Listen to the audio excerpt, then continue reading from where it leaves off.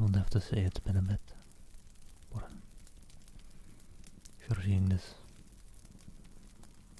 probably watching the VoD, so it may have been a bit, I don't know. How do you do? Hope your day is going well though.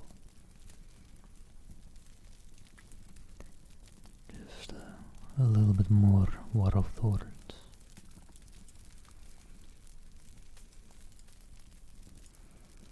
I don't quite know, I feel like I may be going at a record slow pace, but oh well. Speaking of record paces though, stream elements, their live message was pretty quick. Which should mean Twitch's notifications right now should be going pretty quick. So I guess it's time to stop talking to the VoD viewers, time to just start thinking of a quick recap.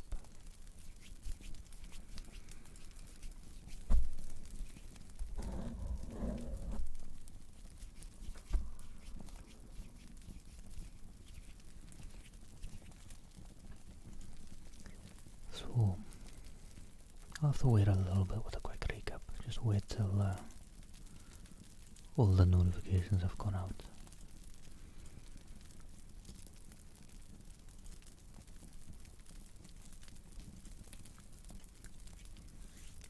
If the Discord bot wants to hurry up as well.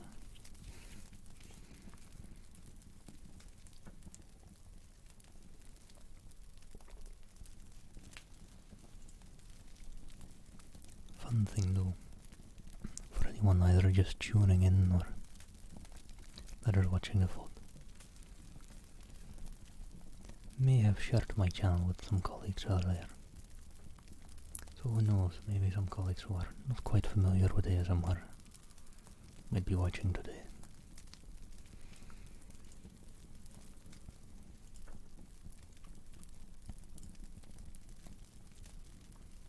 Hello, Misk. Alright, have fun listening to Pratchett. And thank you for the lurk. Hope you're doing well. How's your day been? Is this the end for the work week as well for you? Or have you got work lined up for the weekend?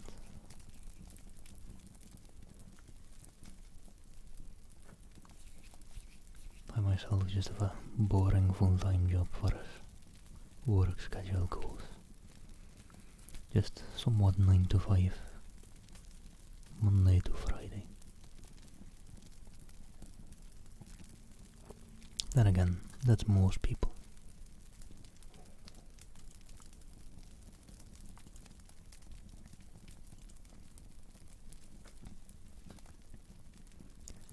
Right, I've been kind of waiting on the Discord notification to start the recap. But music does not want to do it today, it seems. Don't want to do it myself either, since that'll give people a double ping once music does do it. We'll just have to wait a little bit longer.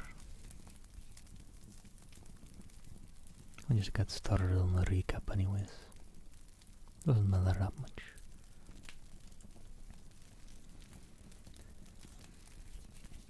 So if I remember correctly, and my memory ain't that great, but apart from the more general recap, all the missiles coming down from Mars to Earth, the Martian aliens coming out of them, and fighting the humans. The last couple of chapters,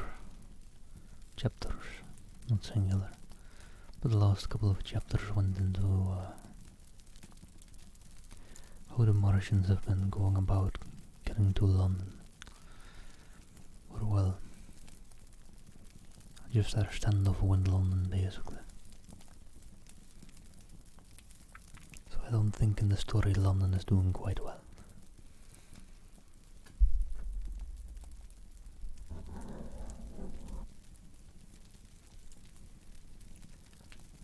And it seems music doesn't want to send out a notification, so we're just starting.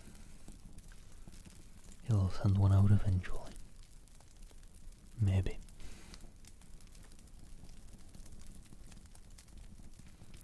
Chapter 16. The Exodus from London. So you understand the roaring wave of fear that swept through the greatest city in the world, just as Monday was dawning. The stream of light rising swiftly to a torrent, lashing in a foaming tumult around the railway stations, banked up into a horrible struggle about the shipping in the Thames, and hurrying by every available channel northward and eastward. By 10 o'clock the police organisation, and by midday even the railway organisations, were losing coherency, losing shape and efficiency, guttering, softening, or running at last in its swift liquefaction of the social body.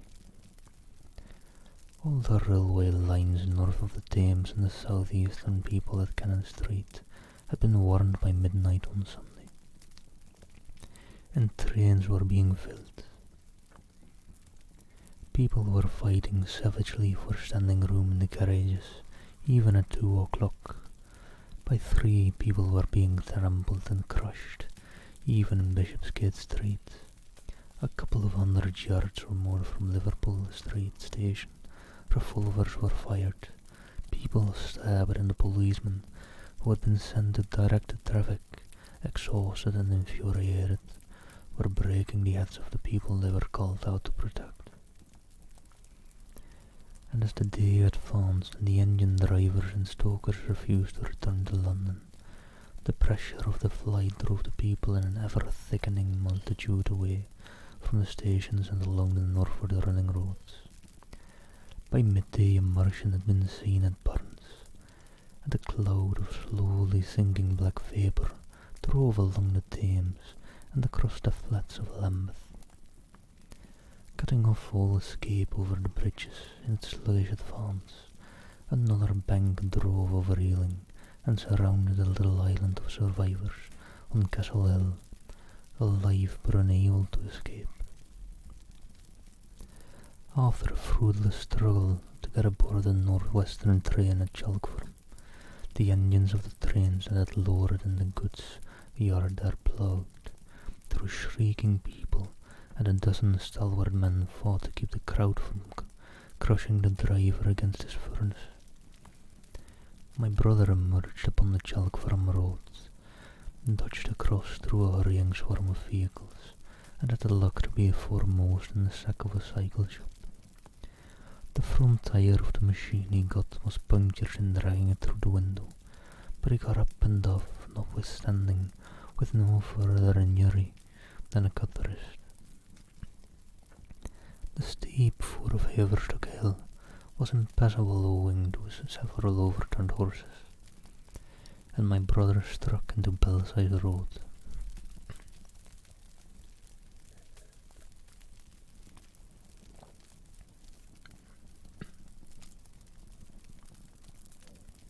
There we go. Music's finally got a move on. Well, there's many people in the Discord, but the whole reason the Discord is there is the notifications. So it's a bit of a shame if the bot doesn't want to give a notification.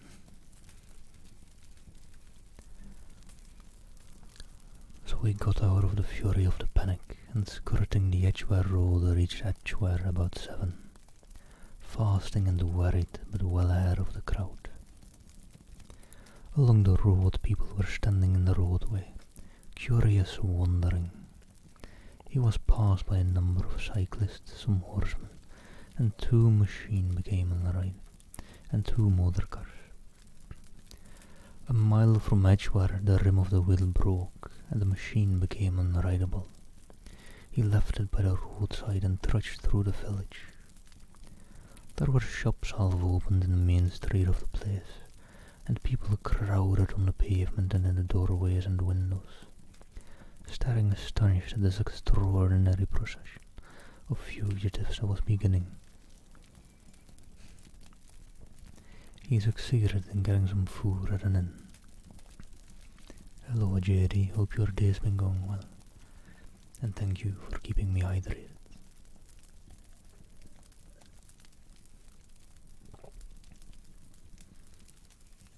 My background remover is acting up a little bit extra today, since I'm wearing white, which happens to be the background behind my microphone as well.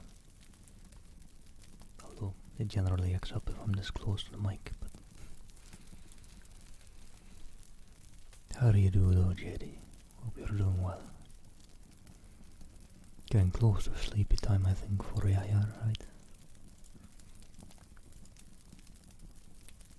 Don't know if your sleep schedule is any normal though, so it might be far off for you personally.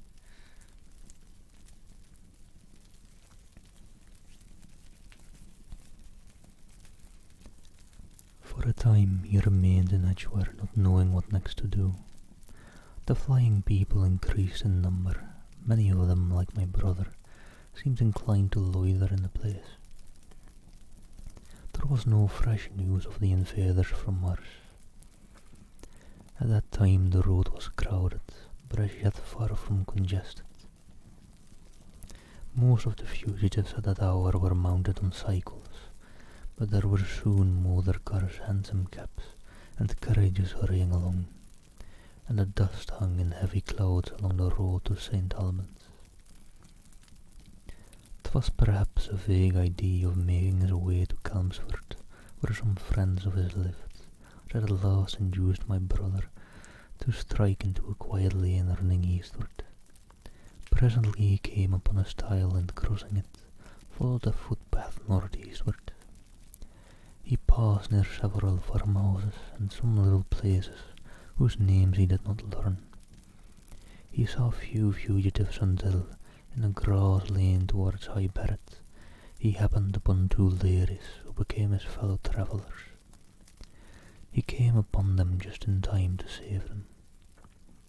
He heard their screams and, hurrying round the corner, saw a couple of men struggling to drag them out of the little pony chaise in which they had been driving, while a third with difficulty held the frightened pony's head.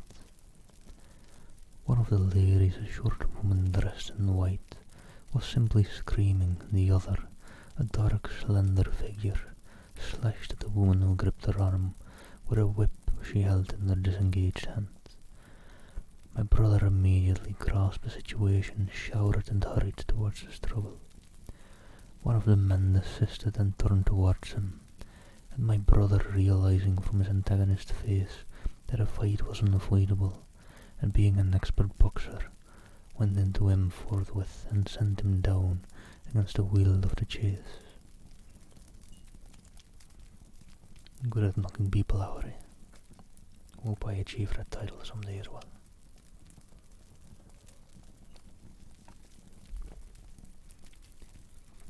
It was no time for pugilistic chivalry, and my brother laid him quiet with a kick, and gripped the collar of the man who pulled at the slender lady's arm. He heard the clatter of hoofs, the whip stung across his face. A third antagonist struck him between the eyes, and the man he held wrenched himself free and made off down the lane in the direction from which he had come. Partly stunned, he found himself facing the man who had held the horse's head, and became aware of the chaise receding from him down the lane. Swaying from side to side, and with the woman in it looking back, the man before him, a burly rough, tried to close, and he stopped him with a blow in the face. Then, realizing that he was deserted, he dodged around and made off down the lane after the chaise, with the sturdy man close behind him, and the fugitive, who had turned now, following remotely. Suddenly he stumbled and fell. His immediate pursuer went headlong, and he rose to his feet to find himself with a couple of antagonists again. He would have had little chance against them, had not the slender lady very pluckily pulled up and returned to his help. It seems she had had her full of roll this time, but had been under the seat when she and her companion were attacked. She fired at 6 yards distance, narrowly missing my brother. The less courageous of the robbers made off, and his companion followed, cursing his cowardice. They both stopped in sight down the lane, where a third man lay insensible. "Take this," said the slender lady, and she gave my brother a revolver. "Go back to the chase," said my brother, wiping the blood from his split lip. She turned without a word. They were both panting, and I went back to where the lady in white struggled to hold back the frightened pony. The robbers had evidently had enough of it. When my brother looked again, they were retreating. "I'll sit here," said my brother, "if I may," and he got upon the empty front seat. The lady looked over her shoulder. "Give me the reins," she said, and laid the whip along the pony's height. In another moment a bend in the road hid the 3 men from my brother's eyes. So quite unexpectedly, my brother found himself panting, with a cut mouth, a bruised jaw, and blood-stained knuckles, driving along an unknown lane with these 2 women. You learned they were the wife and the younger sister of a surgeon living at Stanmore, who had come in the small hours from a dangerous case at Pinner, and heard at some railway station on his way of the march in advance. He had hurried home, roused the women their servant had left them 2 days before, packed some provisions, put his revolver under the seat, luckily for my brother, and told them to drive on to Edgware, with the idea of getting a train there. He stopped behind to tell the neighbours he would overtake them, he said, at about 4:30 in the morning, and now it was nearly 9 and they had seen nothing of him. They could not stop in Edgware because of the growing traffic through the place, and so they had come into the side lane. That was the story they told my brother in fragments when presently they stopped again, nearer to New Barnet.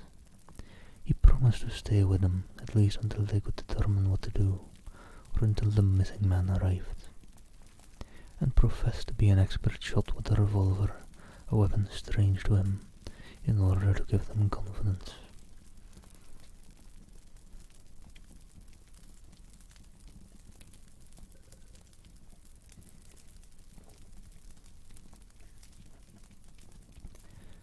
They made a sort of encampment by the wayside, and the pony became happy in the edge.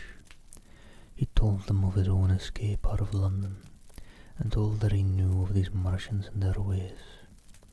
The sun crept higher in the sky, and after a time their talk died out and gave place to an uneasy stare of anticipation. Several wayfarers came along the lane, and of these my brother gathered such news as he could. Every broken answer he had deepened his impression of the great disaster that had come on humanity, deepened his persuasion of the immediate necessity for prosecuting this flight. He urged the matter upon them. "We have money," said the slender woman, and hesitated. Her eyes met my brother's, and their hesitation ended. "So have I," said my brother. She explained that they had as much as £30 in gold, besides a £5 note, and suggested that with that they might get upon a train at St. Albans or New Barnet. My brother thought that was hopeless, seeing the fury of the Londoners to crowd upon the trains, and broached his own idea of striking across Essex towards Harwich and thence escaping from the country altogether. Mrs. Elphinstone, that was the name of the woman in white, would listen to no reasoning, and kept calling upon George, but her sister-in-law was astonishingly quiet and deliberate, and at last agreed to my brother's suggestion.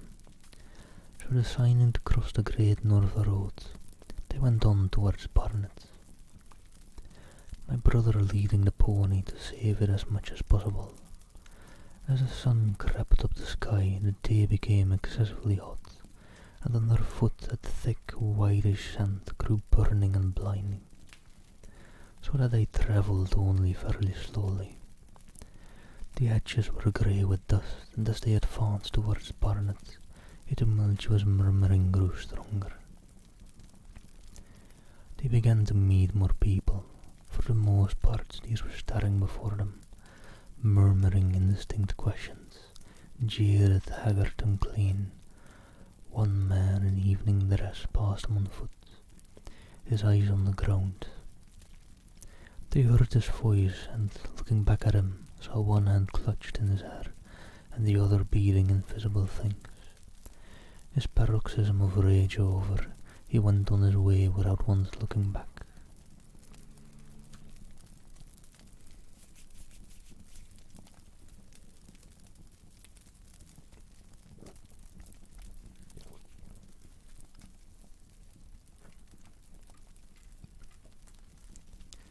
Alright, let me see real quick about maybe a quick shirt change that might hopefully no longer keep the background there. Although I'm not sure. I don't often look at it that much. But if it's a new thing, I'm thinking it might be because of the white shirt. So I'll be right back.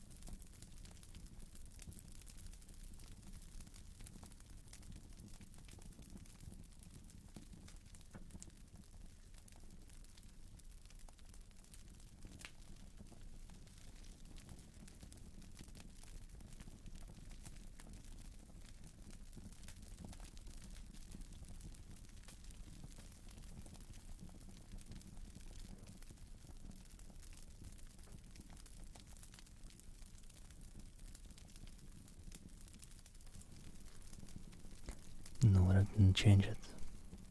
I don't know, this shirt isn't that much darker either, but... And it might have been doing it all along anyways. Well, I hope it's not too bad. Could always... hold on, give this a try.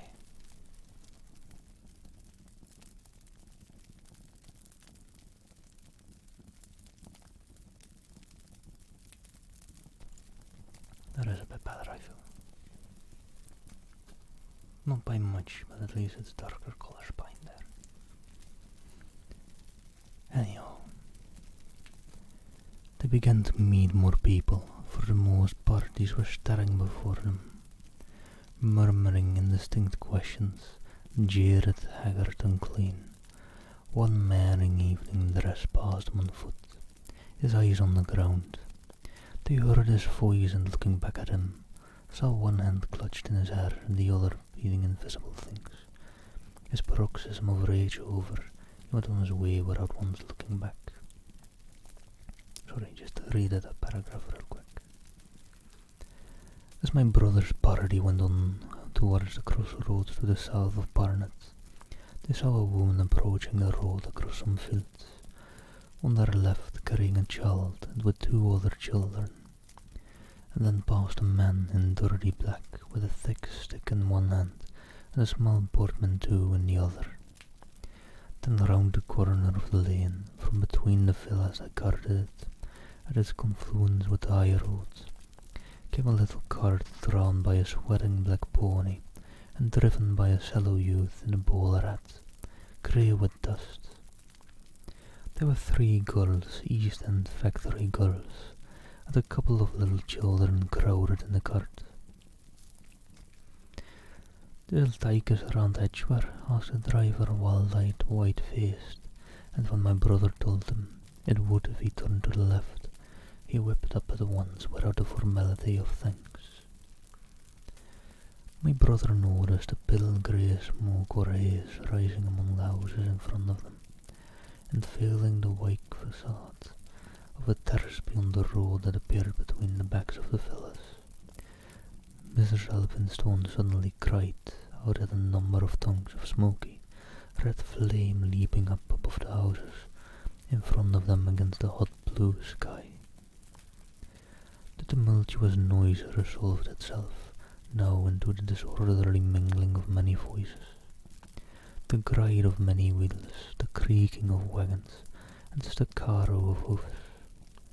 The lane came round sharply not 50 yards from the crossroads. "Good heavens," cried Mrs. Elphinstone, "what is this you are driving us into?" My brother stopped, for the main road was a boiling stream of people, a torrent of human beings rushing northward, one pressing on another. A great bank of dust, white and luminous in the blaze of the sun, made everything within 20 feet of the ground grey and indistinct, and was perpetually renewed by the hurrying feet of a dense crowd of horses, and of men and women on foot, and by the wheels of vehicles of every description. Hold on, let me get some more water.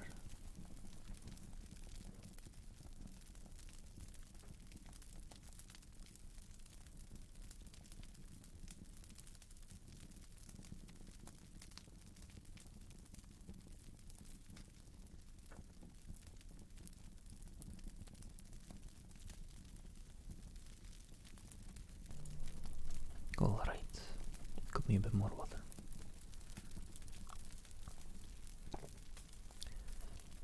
"Way," my brother heard voices crying, "make way."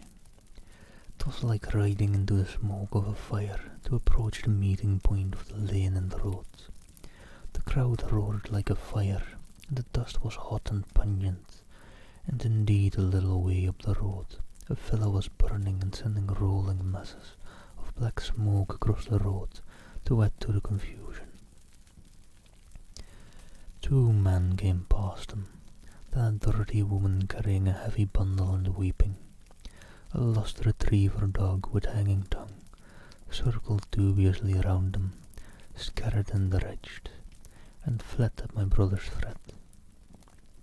So much as they could see of the road Londonward between the houses, to the right was a tumultuous stream of dirty, hurrying people penned in between the villas on either side. The black heads of the crowded forms grew into distinctness as they rushed towards the corner, hurried past and merged their individuality again in a receding multitude that was swallowed up at last in a cloud of dust. Go on," cried the voices, "way, away." One man's hands pressed on the back of another. My brother stood at the pony's head, irresistibly attracted. He advanced slowly, pace by pace, down the lane. Edgware had been a scene of confusion, Chalk Farm a riotous tumult, but this was all population and movement. It is hard to imagine that host. It had no character of its own. The figures poured out past the corner, and receded with their backs to the group in the lane. Along the margin came those who were on foot, threatened by the wills, stumbling in the ditches, blundering into one another.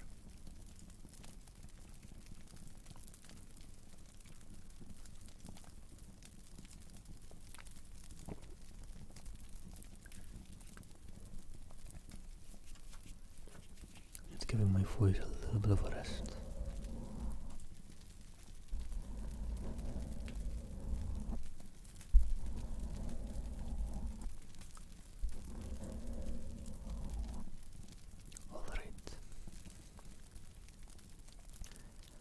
Carts and carriages crowded close upon one another, making little way for those swifter and more impatient vehicles that darted forward every now and then where an opportunity showed itself of doing so, sending the people scattering against the fences and gates of the villas. "Push on," was the cry, "push on, they are coming."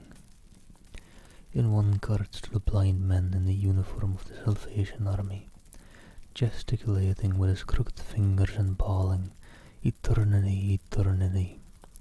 His voice was hoarse and very loud, so that my brother could hear him long after he was lost to sight in the dust. Some of the people who crowded in the carts whipped stupidly at their horses and quarrelled with other drivers. Some sat motionless, staring at nothing with miserable eyes. Some gnawed their hands with thirst, or lay prostrate in the bottoms of their conveyances, The horses' bits were covered with foam, their eyes bloodshot. There were cabs, carriages, shop cars, wagons beyond counting, a mill cart, a road cleaner's cart marked Vestry of St. Pancras, a huge timber wagon crowded with roughs, a brewer's dray rumbled by with its two narrow wheels splashed with fresh blood. "Clear the way," cried the voices, "clear the way." "Eternity, eternity," came echoing down the roads.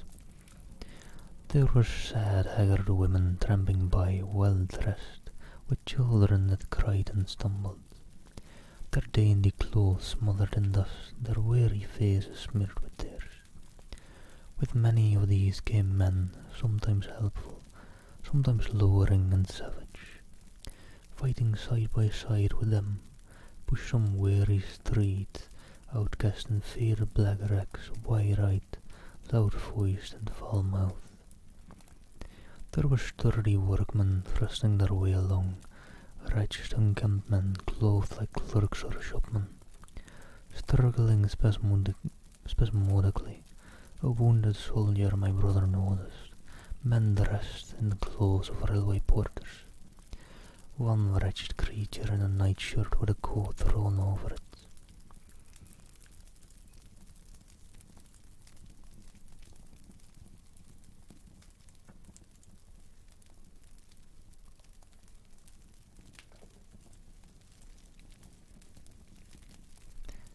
But varied as the composition was, certain things all that horse had in common. There were fear and pain on their faces, and fear behind them. A tumult up the road, a quarrel for a place in a wagon, and the whole horse of them quickening their pace. Even a man so scared and broken that his knees bent under him was galvanized for a moment into renewed activity. The heat and dust had already been at work upon this multitude. Their skins were dry, their lips black and cracked. They were all thirsty, weary and footsore, and amid the various cries one heard disputes, reproaches, groans of weariness and fatigue. The voices of most of them were hoarse and weak. Through it all ran a refrain: "Away, away, the Martians are coming."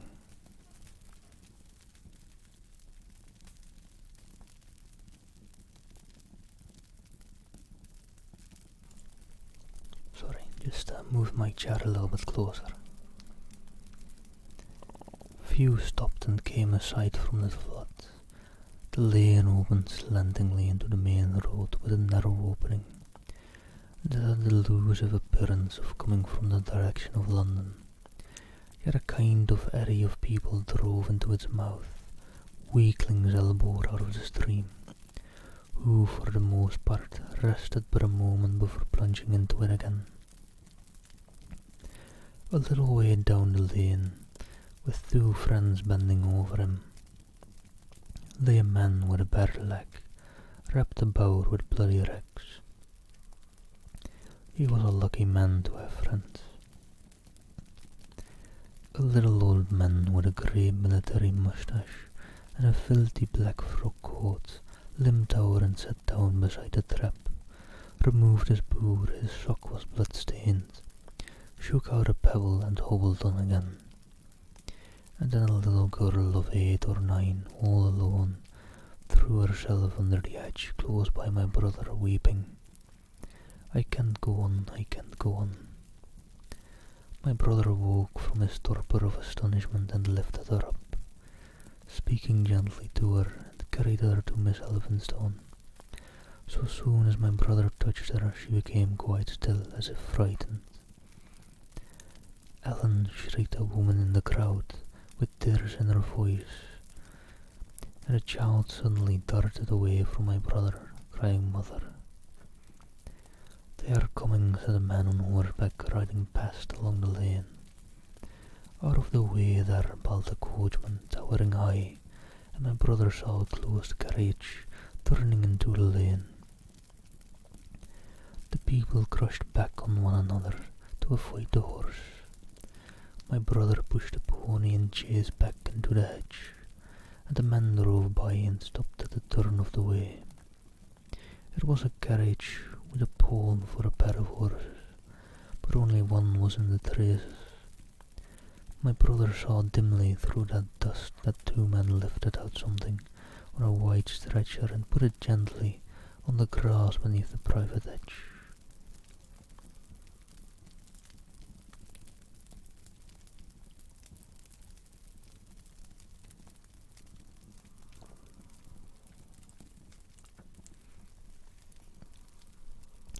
One of the men came running to my brother. "Where is there any water?" he said. "He is dying fast and very thirsty. It is Lord Garrick." "Lord Garrick," said my brother, "the thief, the Chief of Justice." "The water," he said. "There may be a tap," said my brother. "In some of the houses we have no water. I dare not leave my people."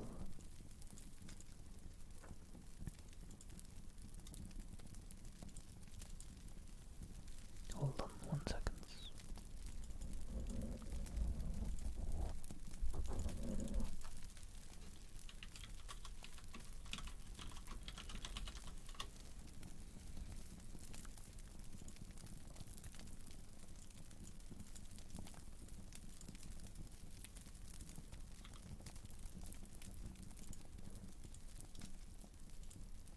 There we go.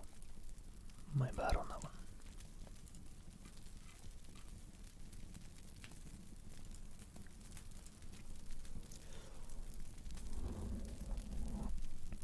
The man pushed against the crowd towards the gate of the corner house. "Go on," said the people, thrusting at him. "They are coming, go on." Then my brother's attention was distracted by a bearded, eagle-faced man, lugging a small handbag, which split even as my brother's eyes rested on it, and disgorged a mass of sovereigns that seemed to break up into separate coins as it struck the ground.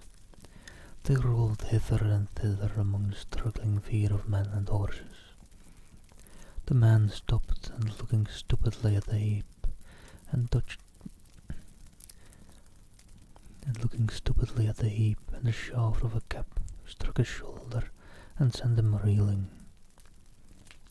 He gave a shriek and dodged back, and the cartwheel shaved him narrowly.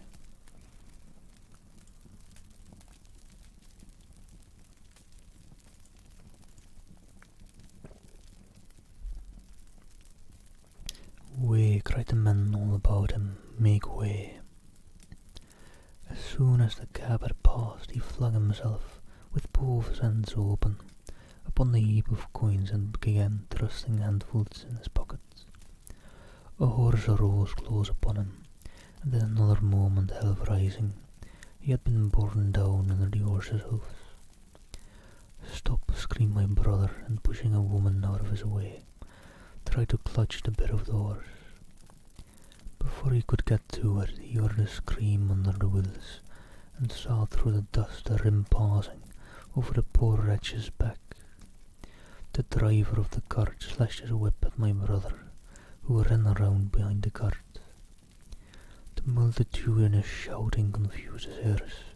The man was writhing in the dust, among his scattered money, unable to rise, for the wheel had broken his back, and his lower limbs lay limp in death.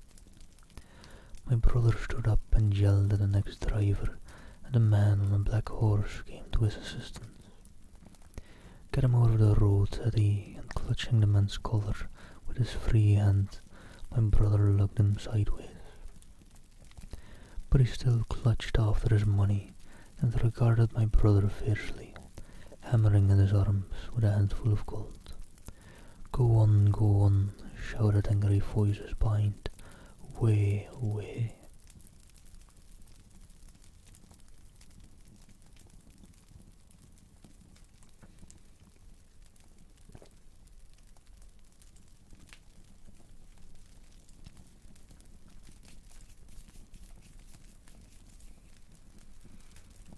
There was a smash as the pole of a carriage crashed into the cart, with the man on horseback stopped. My brother looked up, and the man with the gold twisted his head around and bit the wrist that held his collar. There was a concussion, and the black horse came staggering sideways, and the corridors pushed beside it. A hoof missed my brother's foot by a hair's breadth. He released his grip on the fallen man and jumped back.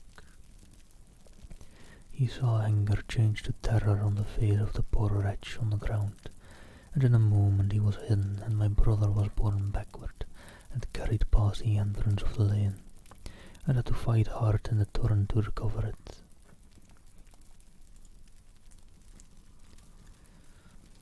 He saw Miss Elphinstone covering her eyes and the little child, with all a child's want of sympathetic imagination, staring with dilated eyes at a dusty something that lay black and still, ground and crushed under the rolling wheels. "Let us go back," he shouted, and began turning the pony around. "We cannot cross this hell," he said, and they went back 100 yards the way they had come, until the fighting crowd was hidden. As they passed a bend in the lane, my brother saw the face of the dying man in a ditch under the privet, deadly white and drawn, and shining with perspiration. The two women sat silent, crouching in their seat and shivering. Then beyond the bend my brother stopped again. Miss Elphinstone was white and pale, and her sister-in-law sat weeping, too wretched even to call upon George. My brother was horrified and perplexed. So soon as they had retreated, he realized how urgent and unavoidable it was to attempt this crossing. He turned to Miss Elphinstone, suddenly resolute. "We must go that way," he said, and led the pony around again.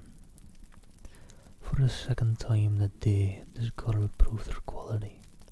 To force their way into the torrent of people, my brother plunged into the traffic and held back a cab horse while she drove the pony across its head. A wagon looked wheelless for a moment and ripped a long splinter from the chase. In another moment they were caught and swept forward by the stream. My brother, with the cabman's whip marks red across his face and hands, scrambled into the chase and took the reins from her. "Point the revolver at the man behind," he said, giving it to her. "If he presses us too hard, no, point it at his horse." Then he began to look out for a chance of edging to the right across the road, but once in the stream he seemed to lose volition, to become a part of that dusty route. They swept through Chipping Barnet with the torrent. They were nearly a mile beyond the centre of the town before they had fought across to the opposite side of the way. It was din and confusion indescribable, but in and beyond the town the road forks repeatedly, and this to some extent relieved the stress. They struck eastward through Headley, and there on either side of the road, and at another place farther on they came upon a great multitude of people drinking at the stream, some fighting to come at the water, and farther on from a lull near East Barnet. They saw two trains running slowly, one after the other, without signal or order. Trains swarming with people, with men even among the coals behind the engines, going northward along the Great Northern Railway. My brother supposes they must have held outside London, for at that time the furious terror of the people had rendered the central termini impossible. Near this place they halted for the rest of the afternoon, for the violence of the day had already utterly exhausted all three of them. They began to suffer the beginnings of hunger. The night was cold and none of them dared to sleep, and in the evening many people came hurrying along the road nearby the stopping place, fleeing from unknown dangers before them and going in the direction from which my brother had came. Alright, let me take a quick break in between chapters. Hope you're all still enjoying the story as of so far. And hope you're all having a great and amazing Friday. I had to think there for a second, even though I've been saying all day Happy Friday to everyone. Hello, yes, how do you do?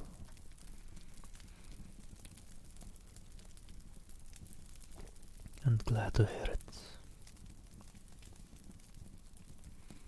I don't quite remember if you've ever mentioned your time zone to me. But if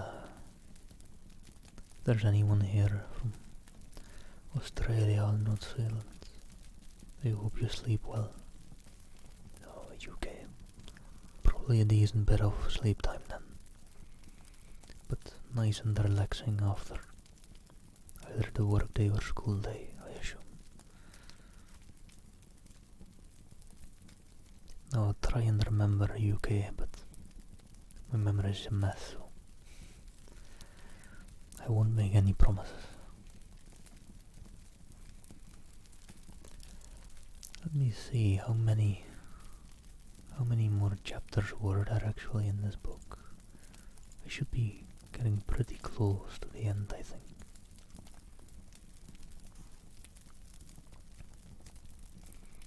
Oh, actually, this is kind of the last chapter of the first part of the book. The first part, or book 1, of the War of the Worlds, the coming of the Martians. And this will be the last chapter of. And after that there'll be book 2, the Earth under the Martians. I'll have to see. After this chapter I may just do some just chilling, if there's enough chatter going on, or maybe just some poetry, so I can start that second part or second book sometime this weekend, probably tomorrow.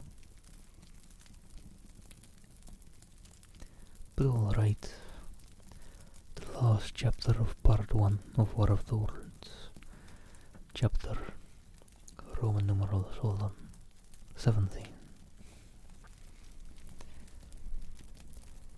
Had the Martians aimed only at destruction, they might on Monday have annihilated the entire population of London, as it spread itself slowly through the home countries. Not only along the road through Barnet, but also through Edgware and Waltham Abbey, and along the roads eastward to Southend and Shoeburyness, and south of the Thames to Dill and Broadstairs, for the same frantic route. That's still a decent time to go. At least you won't be bothered by COVID. Most definitely by that time.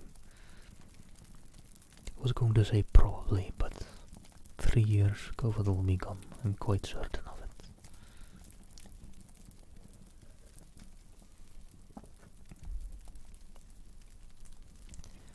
If one could have hung that June morning in a balloon in the blazing blue above London, every northward and eastward road running out of the tangled maze of streets would have seemed stippled black with the streaming fugitives, each dot a human agony of terror and physical distress. I have set forth at length in the last chapter my brother's account of the road through Chipping Barnet, in order that my readers may realize how that swarming of black dots appeared to one of those concerned. Never before in the history of the world had such a mass of human beings moved and suffered together. The legendary hosts of Goths and Huns, the hugest armies Asia has ever seen, would have been but a drop in that current.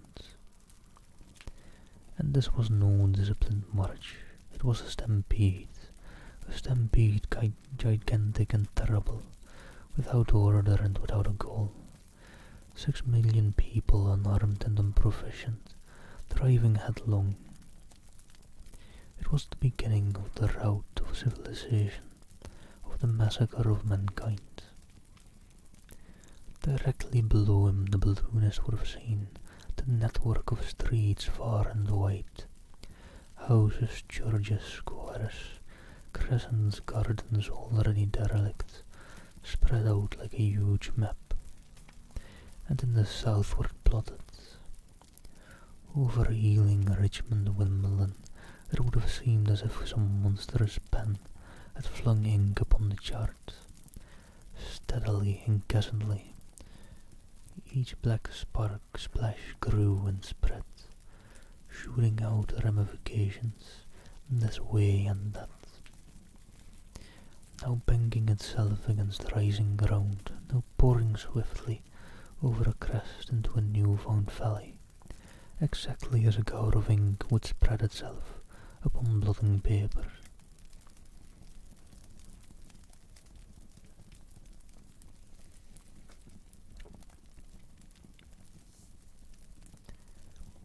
And beyond, over the blue hills that rise southward of the river, the glittering Martians went to and fro, calmly and methodically spreading their poison cloud over this patch of country, and then over that, laying it again with their steam jets where it had served its purpose, and taking possession of the conquered country. They do not seem to have aimed at extermination so much as at a complete demoralization and the destruction of any opposition. They explored any stores of powder they came upon, cut every telegraph, and worked the railways here and there. They were hamstringing mankind. They seemed in no hurry to extend the field of their operations, and did not come beyond the central part of London all that day. It is possible that a very considerable number of people in London stuck to their houses through Monday morning. Certain it is that many died at home, suffocated by the black smoke.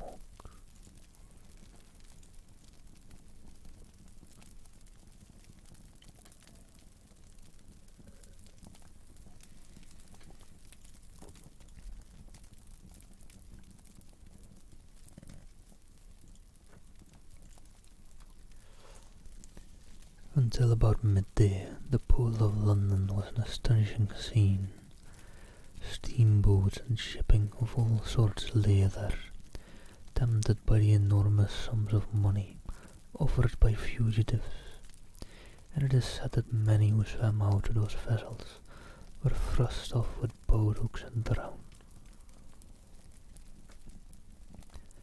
About 1 o'clock in the afternoon, the thinning remnant of a cloud of the black vapour appeared between the arches of Blackfriars Bridge. At that the pool became a scene of mad confusion, fighting and collision, and for some time a multitude of boats and barges jammed in the northern arch of the Tower Bridge, and the sailors and lightermen had to fight savagely against the people who swarmed upon them from the riverfront. People were actually clambering down the piers of the bridge from above. When an hour later a Martian appeared beyond the clock tower and weird down the river, nothing but the wreckage floated above Limehouse. Of the falling of the 5th cylinder I have presently to tell. The 6th star fell at Wimbledon. My brother, keeping watch beside the women in the chase in the meadow, saw the green flash of it far beyond the hills. On Tuesday the little party, still set upon getting across the sea, made its way through the swarming country towards Colchester. The news that the Martians were now in possession of the whole of London was confirmed. They had been set at Highgate, and even it was set at Neasden, but they did not come into my brother's view until the morrow.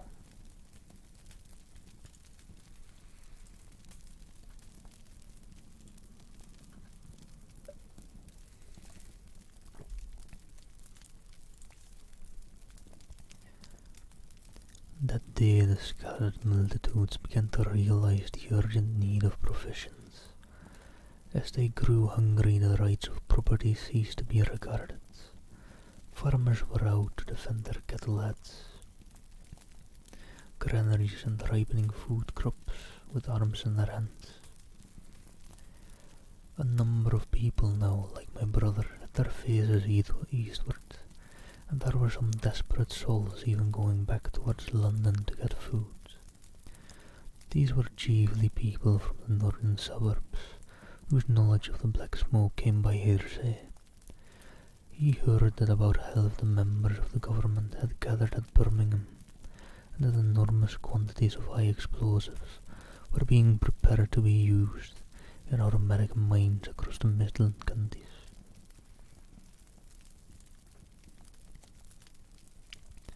He was also told that the Midland Railway Company had replaced the desertions of the first day's panic, had resumed traffic, and was running northward trains from St. Albans to relieve the congestion of the home counties.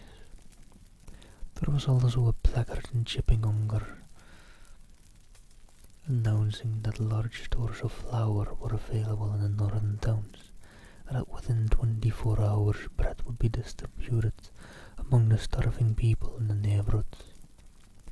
But this intelligence did not deter him from the plan of escape he had formed, and the three pressed eastward all day, and heard no more of the bread distribution than this promise.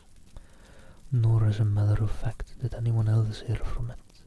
That night fell the seventh star, falling upon Primrose Hill. It fell while Miss Elphinstone was watching, for she took that duty alternatively with my brother. She saw it.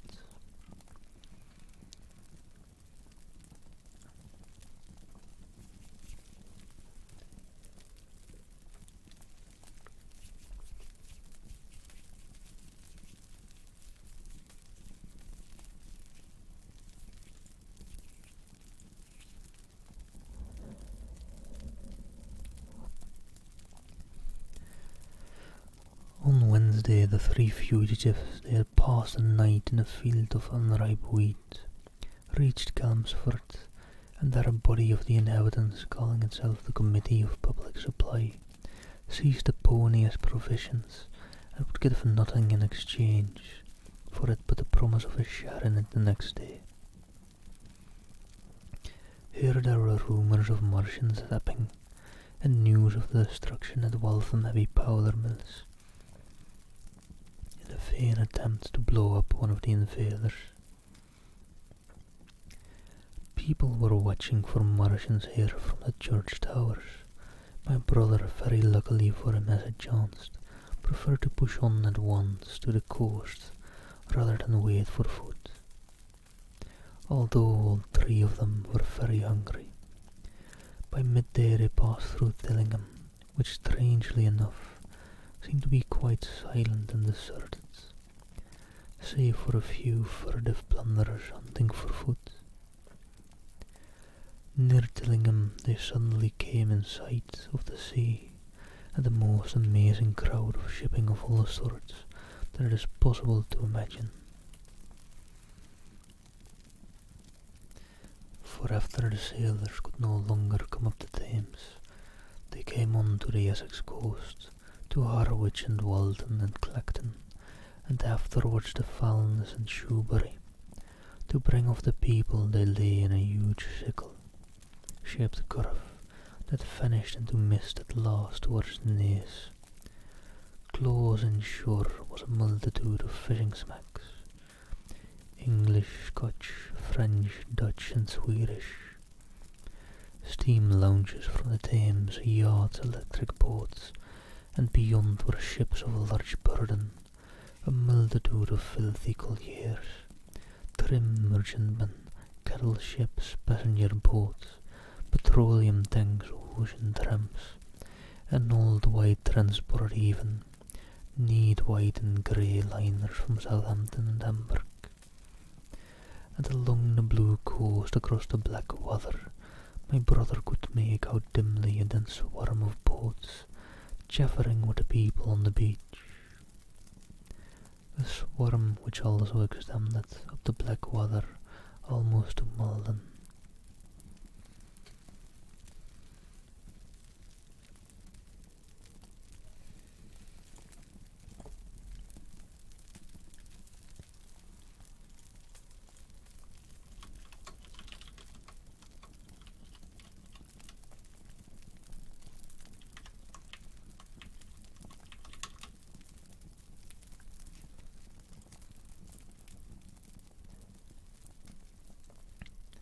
About a couple of miles out lay an ironclad, very low in the water, almost to my brother's perception like a waterlogged ship.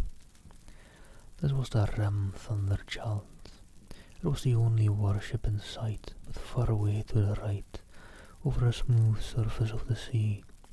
For that day there was a dead calm, lay a serpent of black smoke to mark the next ironclads of the Channel Fleet, which hovered in an extended line, steam up and ready for action, across the Thames' estuary during the course of the Martian conquest, vigilant and yet powerless to prevent it. At the side of the sea, Mrs. Elphinstone, in spite of the assurances of her sister-in-law, gave way to panic. She had never been out of England before. She would rather die than trust herself friendless in a foreign country, and so forth. She seemed, poor woman, to imagine that the French and the Martians might prove very similar. She had been growing increasingly hysterical, fearful and depressed during the 2 days' journeyings. Her great idea was to return to Stanmore. Things had always been well and safe at Stanmore. They would find George at Stanmore. It was with the greatest difficulty that they could get her down to the beach, where presently my brother succeeded in attracting the attention of some men on a pedal steamer from the Thames. They sent a boat and drove a bargain for £36 for 3. The steamer was going, these men said, to Ostend. It was about 2 o'clock when my brother, having paid their fares at the gangway, found himself safely aboard the steamboat with his charges.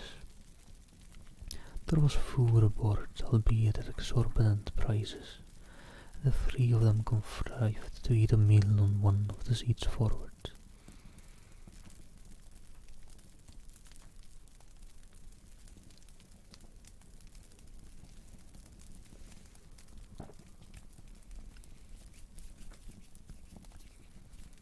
Hello, Mentare Cyrus. Thank you for the follow. Hope you're doing well. I hope you're enjoying the story, although you're joining in a bit late. Hope you're enjoying the reading. I'm pretty far into the book by now. Hope the book is enjoyable nonetheless, or at the very least relaxing to hear. There were already a couple of score of passengers aboard, some of whom had expended their last money in securing a passage, but the captain lay off the Blackwater until 5 in the afternoon, picking up passengers until the seated decks were even dangerously crowded. He would probably have remained longer had it not been for the sound of guns that began about that hour in the south. As if in answer, the ironclad seaward fired a small gun and hoisted a string of flags. A jet of smoke sprang out of her funnels. Some of the passengers were of opinion that this firing came from submariners, until it was noticed and was growing louder. At the same time, far away in the southeast, the masts and upper works of 3 ironclads rose one after the other out of the sea, beneath clouds of black smoke. Hello, Ghostock, how do you do? Hope your Friday is going well. Hope you're looking forward to the weekend. And yeah, I've been reading a book. You were here for a bit yesterday as well, weren't you? It is the War of the Worlds by H.G. Wells. Yeah, I feel that. I'm quite looking forward to the weekend as well. Although, I suppose I've technically got a weekend. It's just not entirely feeling like it just yet. And hello, Jar Hope you're doing well. Good morning to you. I think, if I remember correctly. You're pretty westward time zone wise. It may have been Texas, but memory's a bit foggy on that one, so I won't say with certainty.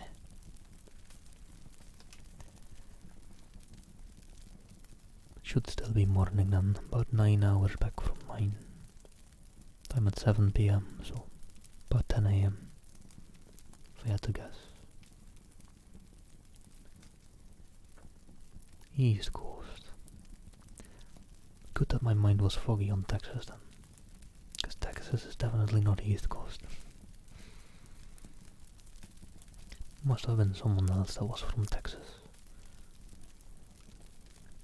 But yeah, East Coast just past lunchtime.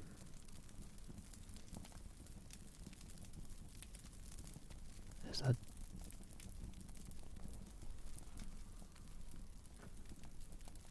Yeah, and I remember Ghost Dog is from Texas, but there was someone else as well. Oh well, shoddy memory. East Coast should be about 1 PM now, right? 6 hours back from me, if I remember correctly.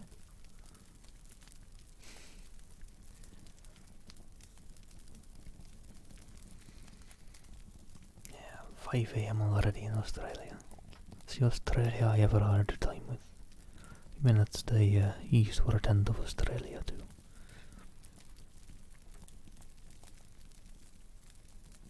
Yeah, there was someone from Texas.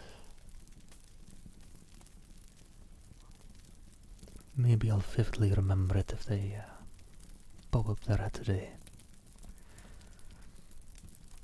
My memory is sometimes very random. If I'm searching for something, probably won't be found, but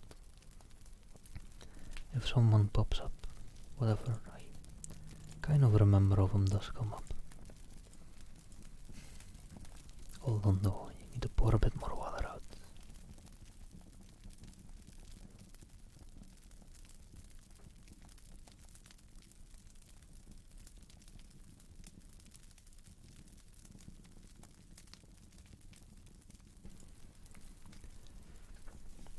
Let me just get back into reading. Should be close to closing this book off actually. Or well, part 1 of this book. There's 2 books to the book War of the Worlds. Apparently. Or maybe it's just actually 2 different books. And this site has kind of grouped them together.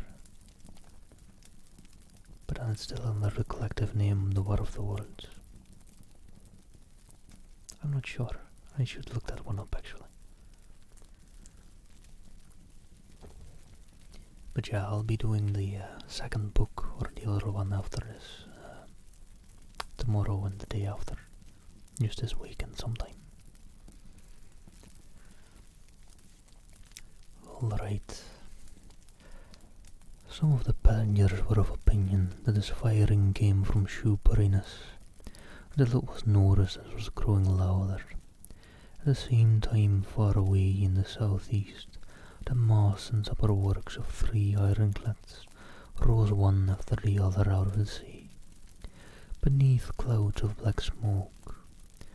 But my brother's attention speedily reverted to the distant firing in the south. He fancied he saw a column of smoke rising out of the distant grey haze. The little steamer was already flapping her way eastward of the big crescent of shipping, and the low Essex coast was growing blue and hazy when a Martian appeared, small and faint in the remote distance, advancing along the muddy coast from the direction of Foulness. At that the captain on the bridge swore at the top of his voice with fear and anger at his own delay, and the pedals seemed infected with his terror. Every soul aboard stood at the bulwarks or on the seats of the steamer, and stared at that distant shape, higher than the trees or church towers inland, and advancing with a leisurely parody of a human stride.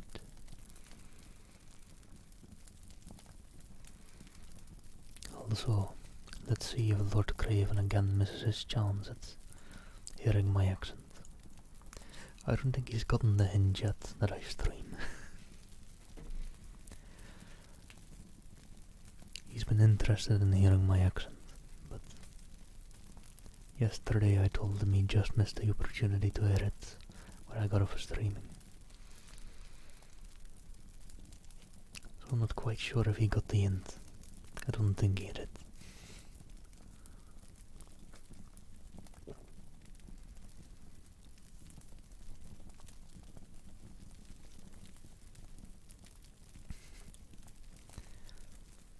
And if not, I'll just be telling him again he missed another chance. He should figure it out at some point, I suppose.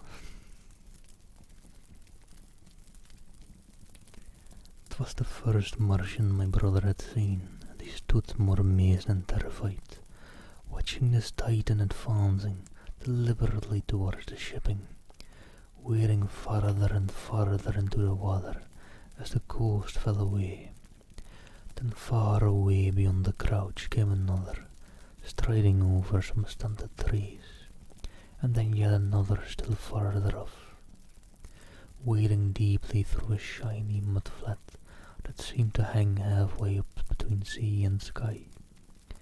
They were all stalking seaward, as if to intercept the escape of the multitudinous vessels that were crowded between Falmouth and the Naze. In spite of the throbbing exertions of the engines of the little paddle boat and the pouring foam that her wheels flung behind her, she receded with terrifying slowness from this ominous advance. Glancing northwestward, my brother saw the large crescent of shipping, already riding with the approaching terror. One ship passing behind another coming around from broadside to end on.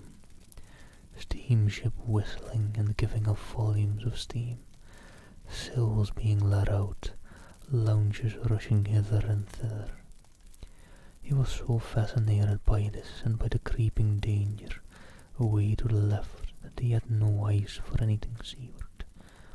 And then the swift movement of the boat, she had suddenly come round to avoid being run down, flung him headlong from the seat upon which he was standing. There was a shouting all about him, a trampling of feet, and a cheer that seemed to be answered faintly. The steamboat lurched and rolled him over upon his hands. He sprang to his feet and saw to starboard, and not 100 yards from the railing, pitching a boat, a vast iron bulk like the blade of a plough, tearing through the water, tossing it on either side in huge waves of foam that leaped towards the steamer, flinging her paddles helplessly in the air, and then sucking her deck down almost to waterline.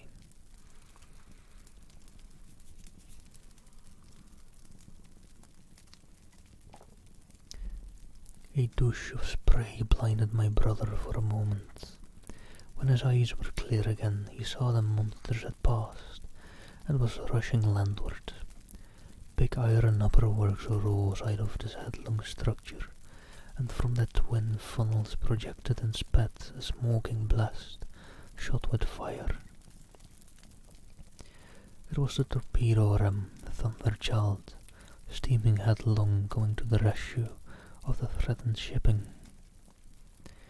Keeping his footing on the heaving deck by clutching the bulwarks, my brother looked past his charging Leviathan at the Martians again, and he saw the three of them now close together, and standing so far out to sea that their tripod supports were almost entirely submerged, Thus sunken and seen in a remote perspective, they appeared far less formidable than the huge iron bulk in whose wake the steamer was pitching so helplessly. It would seem they were regarding this new antagonist with astonishment. To their intelligence, it may be, the giant was even such another as themselves. The Thunder Child fired no gun, but simply drove full speed towards them. It was probably her not firing that enabled her to get so near the enemy as she did. They did not know what to make of her. One shell and they would have sent her to the bottom forthwith with the heat ray. She was steaming at such a pace that in a minute she seemed halfway between the steamboat and the Martians, a diminishing black bulk against the receding horizontal expanse of the Essex coast. Suddenly the foremost Martian lowered his tube and discharged a canister of the black gas at the ironclad. It hit her larboard side and glanced off in an inky jet that rolled away to seaward, an unfolding torrent of black smoke from which the ironclad drove clear. To the watchers from the steamer low in the water and with the sun in their eyes, it seemed as though she were already among the Martians. They saw the gaunt figure separating and rising out of the water as they retreated shoreward, and one of them raised a camera-like generator of the heat ray. He held it pointing obliquely downward, and a bank of steam sprang from the water at its touch. It must have driven through the iron of the ship's side, like a white-hot iron rod through paper.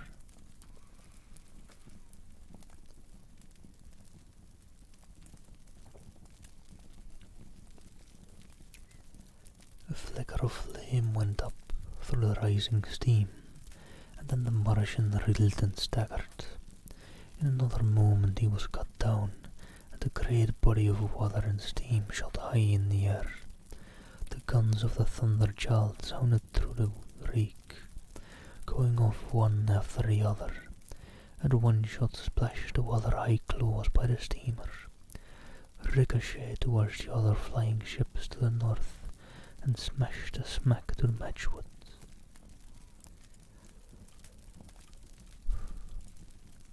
Right. Need to breathe every now and then as well. Good to remember.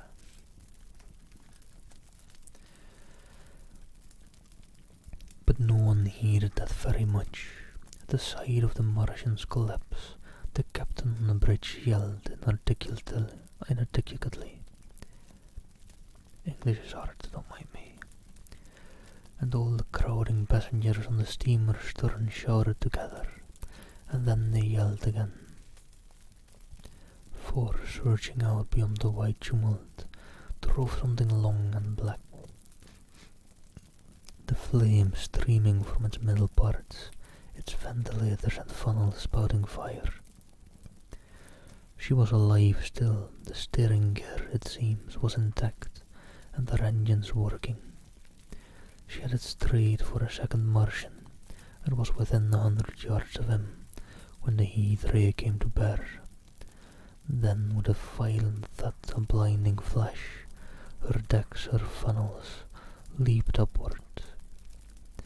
The Martian staggered with the violence of her explosion, and in another moment the flaming wreckage, still driving forward with the impetus of its pace, had struck him and crumpled him up like a thing of carpet.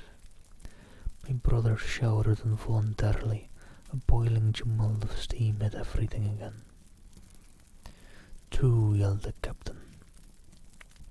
Everyone was shouting. The old steamer from end to end rang with frantic cheering that was taken up first by one and then by all, in the crowding multitude of ships and boats that was driving out to sea. The steam hung upon the water for many minutes, hiding the third Martian and the coast altogether, and all this time the boat was paddling steadily out to sea and away from the fight, And when at last the confusion cleared, the drifting bank of black vapour intervened, and nothing of the Thunderchild could be made out, nor could the third Martian be seen. But the ironclads to seaward were now quite close, and standing in towards the shore past the steamboats. The little vessel continued to beat its way seaward, and the ironclad receded slowly towards the coast, which was hidden still by a marble bank of vapour, part steam, part black gas, eddying and combining in the strangest way. The fleet of refugees was gathering to the northeast. Several smacks were sailing between the ironclads and the steamboats. After a time, and before they reached the sinking cloud bank, the warships turned northwards, and then abruptly went about and passed into the thickening haze of evening southward. The coast grew faint and at last indistinguishable amid the low banks of clouds that were gathering about the sinking sun.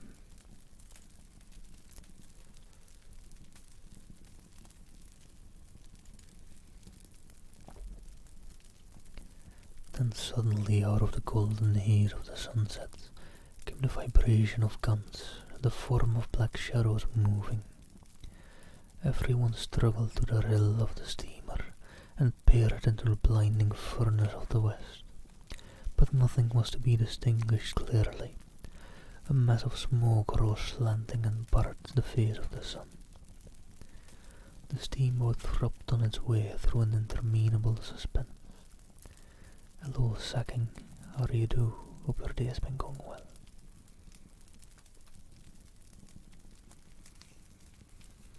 And though I missed a follow quite a while back, it seems. UK Gov official. Thank you for following as well. Good luck with leading the UK. Hope that's going well.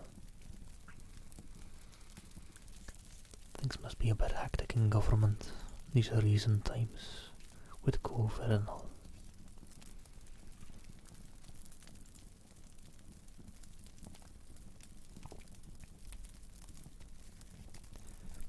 The sun sank into grey clouds, the sky flushed and darkened, the evening star trembled into sight.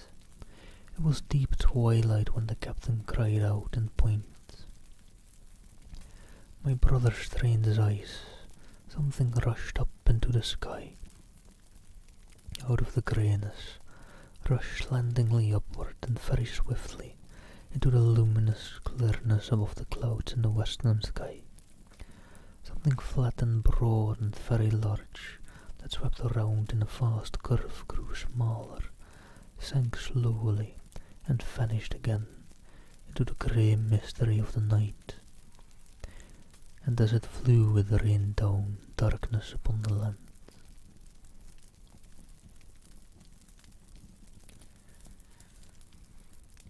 And alright, that's the end of Book 1, To the War of the Worlds.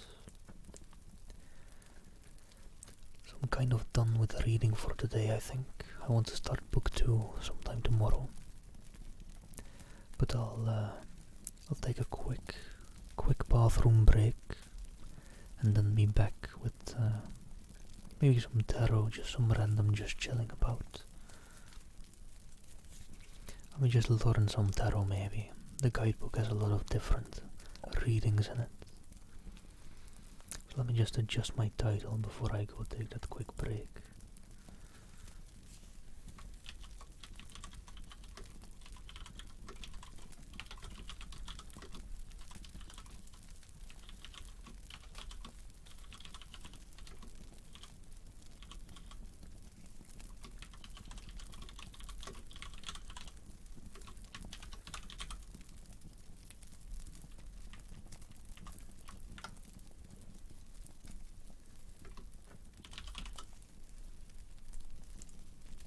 Alright, got the title updated and I'll be right back.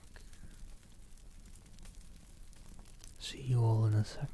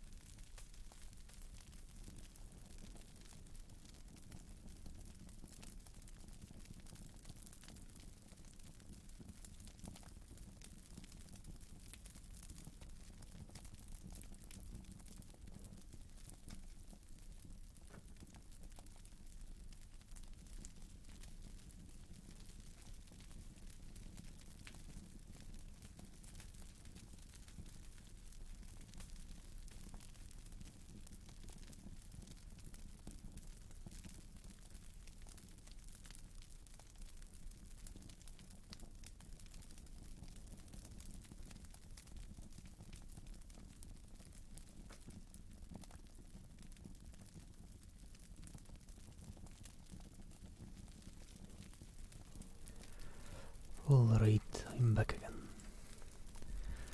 Sorry for the quick interruption.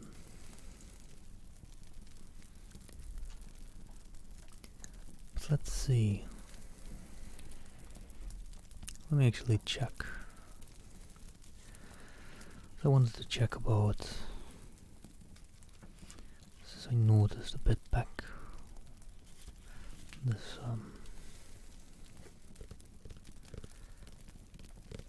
this guidebook that I'm reading the meanings of the tarot card from.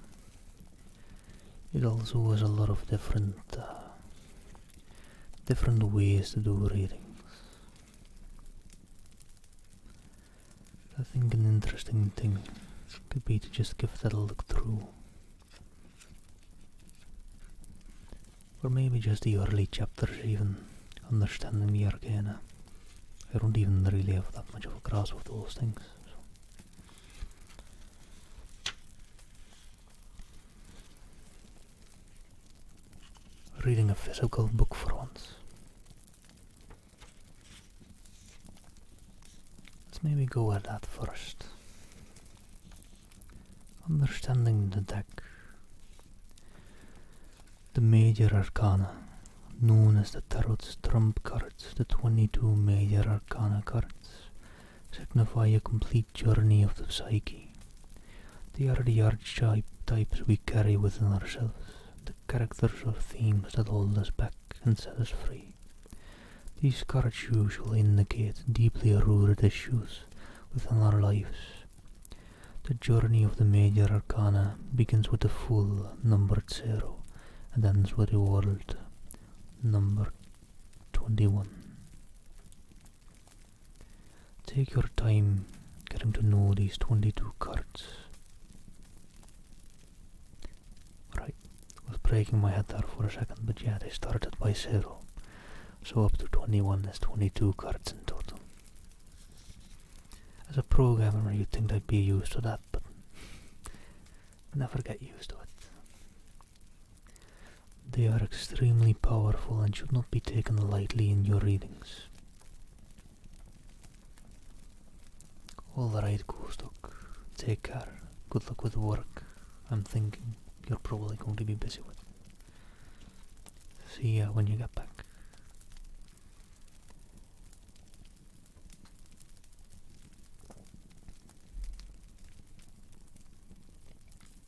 Yes.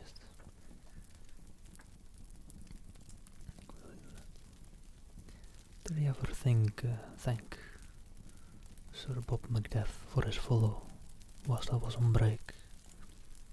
I did notice it when I got back from the break, but I don't know if I ended up thanking him for it. Well, Sir Bob Macbeth, if you're still here, thank you for the follow. Hope you're doing well.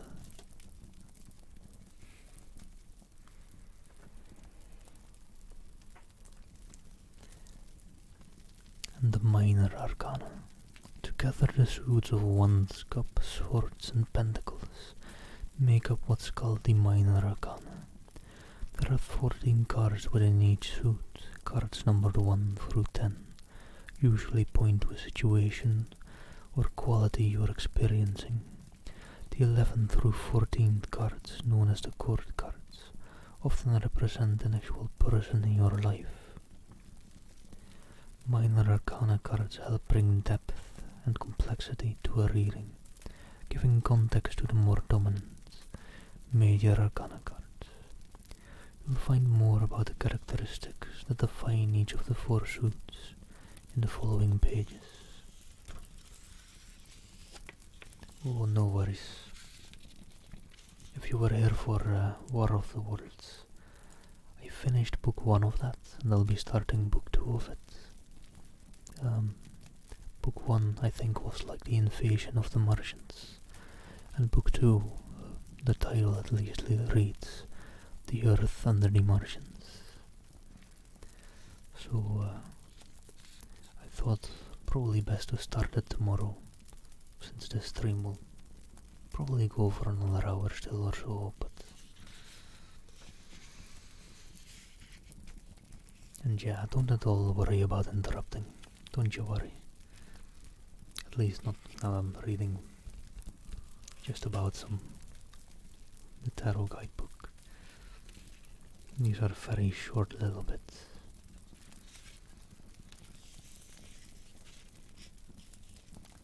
Hope the paper sounds aren't too harsh or anything. I could put on my headset and hear what it's like. The book is being a bit loudly-ish, but I hope the sounds just aren't harsh. Anyways, the different suits of the minor arcana. Wands, ruled by the element of fire. The wands represent inspiration and creativity. They relate to our ambitions, goals and dreams. They mark the beginning of all ventures within the mind and spirit. Many wands in a reading indicates the situation that resides mostly in the mind, not yet in the external world. And cups. Cups are a sewer of emotion. They address the quality of our relationships and our connections to others. They speak of love, friendship, and all that's in between. The sewer of cups is ruled by the element of water. Several cups cards indicate the situation mostly involves the heart. Swords. The swords are a sewer of action and intellect, ruled by the element of air. These dynamic cards address change, conflict and power. They point to constructive and destructive tendencies within us all. A reading dominated by swords indicates a situation of turmoil and distress. Not a fun indication then, to get a lot of swords in a reading.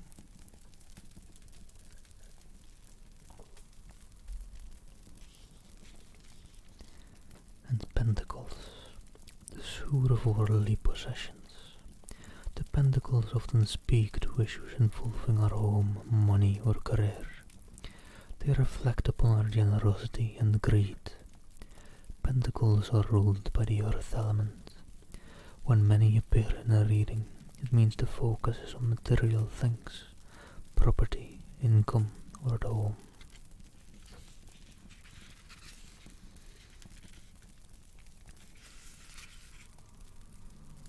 Let's see, the court cards.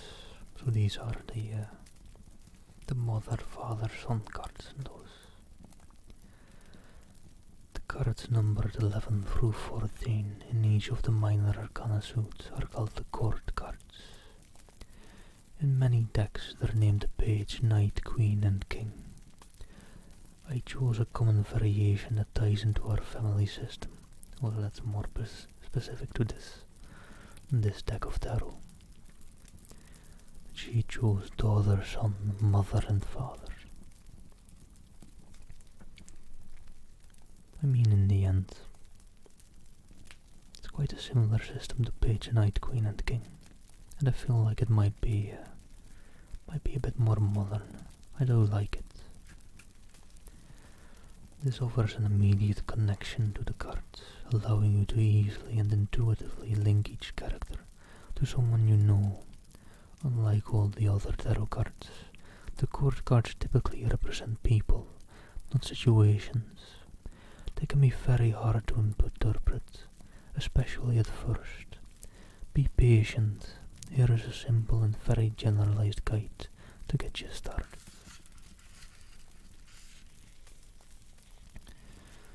The Wands family. A vibrant and well-loved family. They make dangerous enemies, usually lighter skin and hair. So they're actually tying them to actual people here. Alright, that's a bit interesting. The Cups family. Artistic, open-minded, quiet. A family of dreamers, lighter skin and hair. The Swords family. Well-educated and highly receptive, not necessarily a warm family. The Pentacles family, very grounded, deeply connected to nature and the home, may have darker hair and eyes.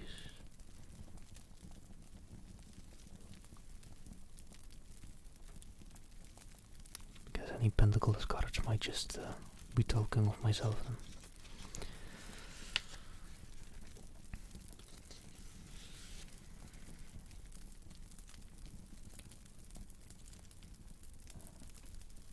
Right. Just keeping the back active a little bit as well.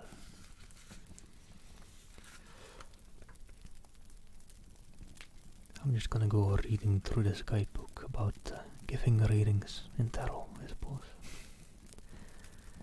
Getting readings.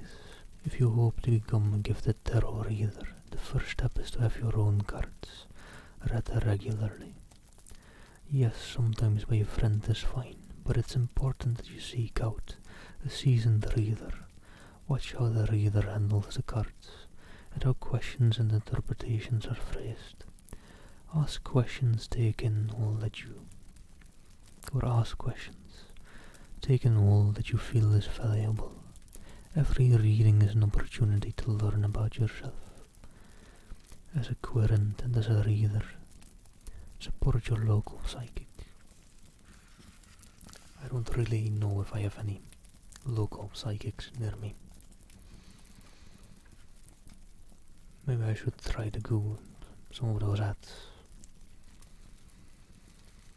Any single local board psychics in my area? You never know.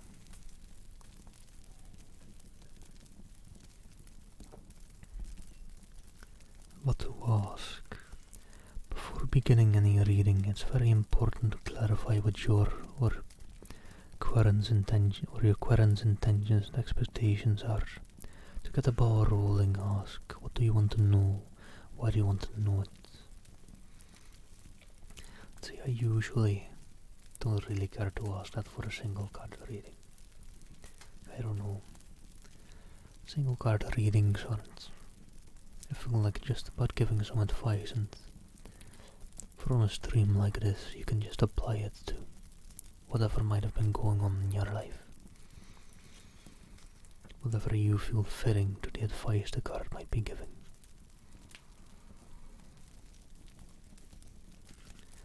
After spending a moment on this, formulate a clear question. Try to avoid yes or no questions. Beginning with the word what can be especially helpful. For example, what do I need to know about ... Once you have your question set, hold it steady in your mind. Repeat it out loud or internally while you shuffle the cards. This step is incredibly important. Right, that's to properly channel the arcana, but I'm not that spiritual, so I don't know if I don't care about properly spiritually channeling the arcana, should I even try? If my mind's not there in that, if I'm more for just saying, we're picking a random card, having that question in mind, I don't mind. I don't know if it will really matter, but maybe someday a seasoned psychic will show up and teach me the ropes of proper card reading. So let me turn my lights back on. I don't know, it might be better.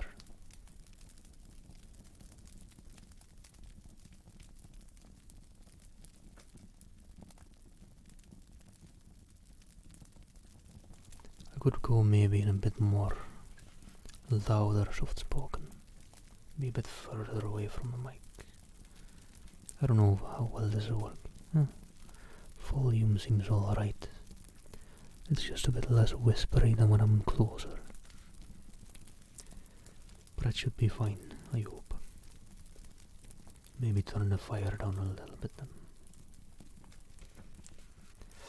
Shuffling, one thing I am also not quite familiar with.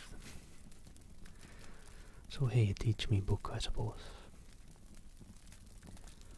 The most common way to shuffle is a simple overhand method. Hold the cards face down in your receptive hand. This means your non-dominant hand. For most people it's the left. Thank you, book. Didn't know that one yet. Use your dominant hand to move the cards as shown. Repeat your question out loud or internally as you shuffle. Stop when you sense you are finished.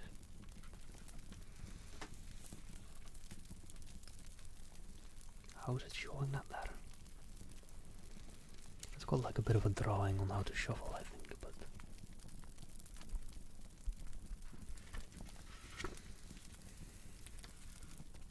I'm not quite sure what it's saying to do there with the right hand. I think just throwing some of the cards on the pile that's in your left hand and take the pile back into your right and do that again. That's basically the shuffling method I normally use. I just gotta get better and more used to card handling again. Used to play poker quite a bit a while back, but my card handling skills and that have kind of gotten a bit dusty.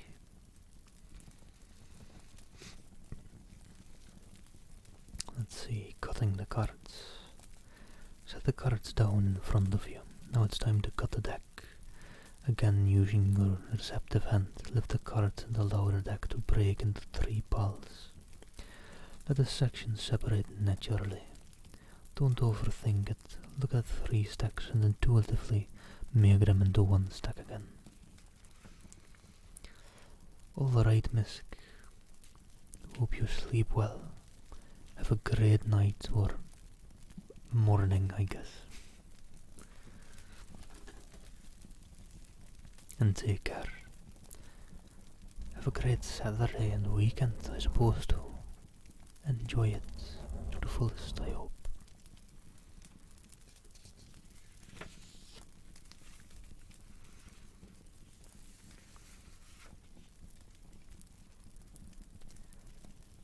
Right, let me see. So this one's talking about a single card reading. A card a day.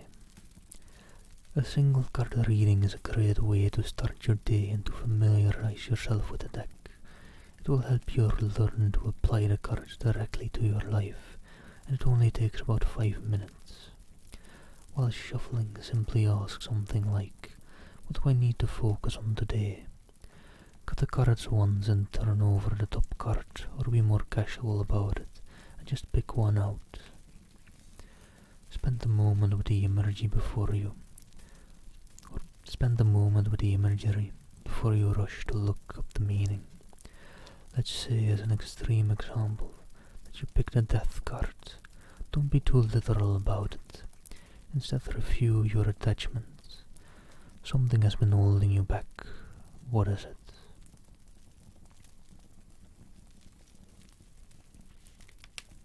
That is an extreme example.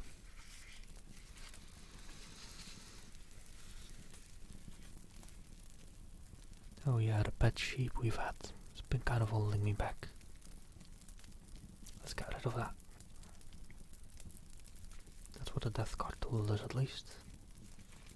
Close. Well, death to the close as well then. Into the fire they go, according to the death card. Yeah, did it say it was an extreme example, to be fair? Right, this card reading is one I was quite interested in. Past, present, future, a 3 card reading. Might give that a try in a bit, actually. The first card, influences from the past that still affect the situation. The second card, the present, all that's around you, either positive or negative. 3, the likely future or outcome.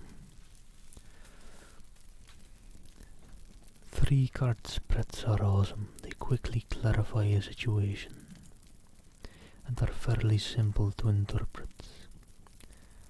Even if you're brand new to the tarot, the past, present, future spread is the most popular of the 3 card readings.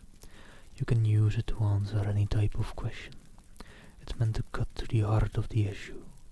A few variations you may want to try. Who I was, I am, I will be. Body, mind, spirit.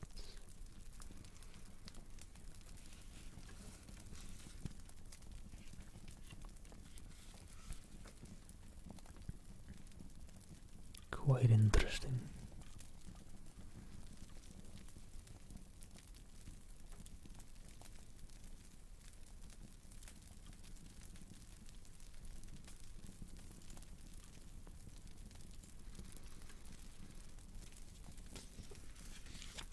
Hello, Bunny Fredrickson. Thank you for keeping me hydrated.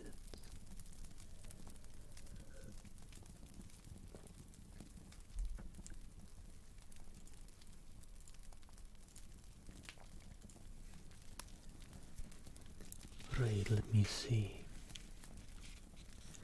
The clarity spread, a 4-card reading. Maybe let me show a bit of a layout as well, whilst I'm reading of it. The first card, the top card there, is the overall situation. The second to fourth card, the other 3, are contributing factors.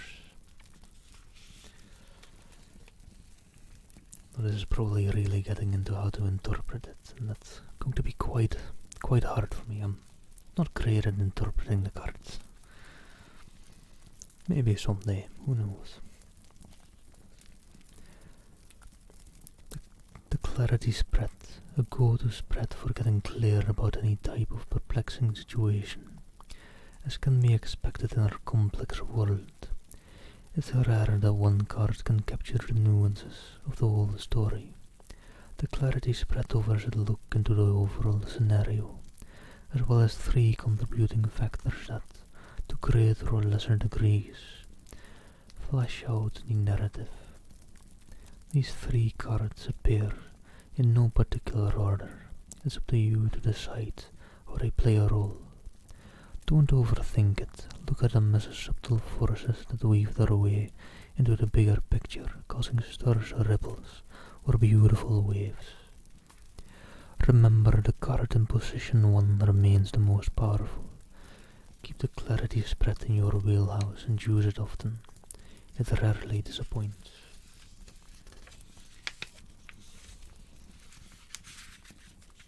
Hey, Alexia, how are you doing?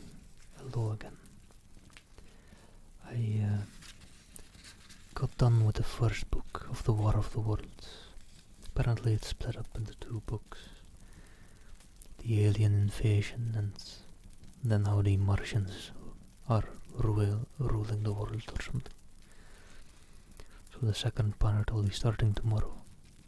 But today I'm just reading a bit in the guidebook that I got with my tarot. Because I'm basically a noob. Oh, Bunny Fredrickson, thank you for the follow as well, by the way. Didn't notice that, sorry. You did miss the book reading, but I leave all my VoDs up as long as I can. Twitch takes them down after 30 days, I think. Carrot cards, yes indeed.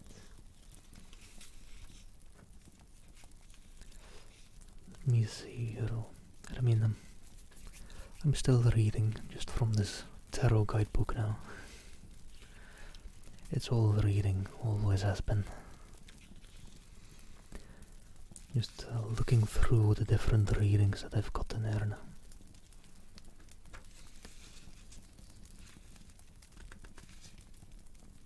So I remember giving it a look a while back earlier when I got the cards.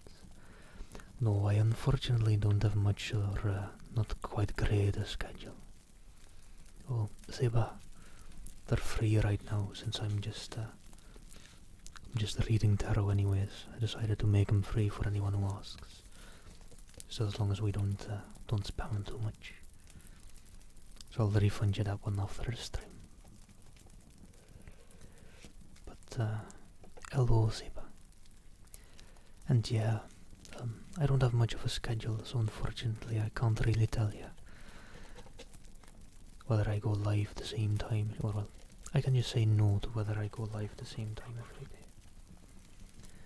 It's kind of happened to be that case the past week, but tomorrow, since it's the weekend and I won't have to be working for my full-time job, it'll probably be quite a bit earlier. I'll probably go live about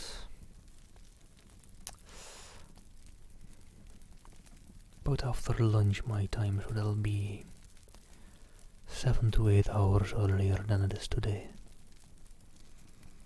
Hello Azar 2002, How do you do? Tarot. It's hard to me for explain what it is. They're just cards one can use to get general advice from. You can get very spiritual with them. But I'm not that spiritual myself. I'm just very intrigued by tarot and kind of giving it a whirl. To hope no psychics out there are offended by me giving it a whirl and being so newbie and maybe a bit ignorant towards it.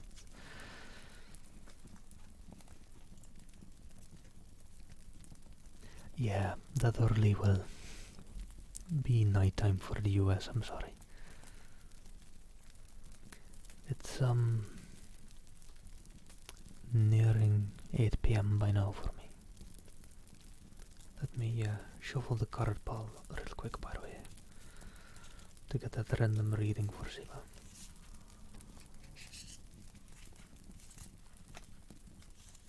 See, I'm already not good at card shuffling, but to try and do it quietly as well doesn't make it much better. But don't worry if that'll be quite early for you. I should be streaming a long while tomorrow, so it should be going for at least about 4 hours. I'll be trying to hit, so maybe you'll catch the tail end of it.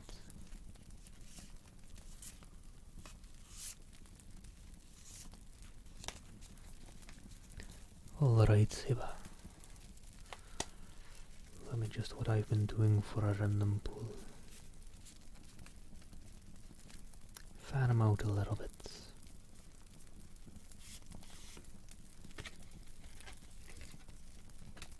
And I could technically cheat there and look at it in OBS, but I don't even know how seeable they are in it.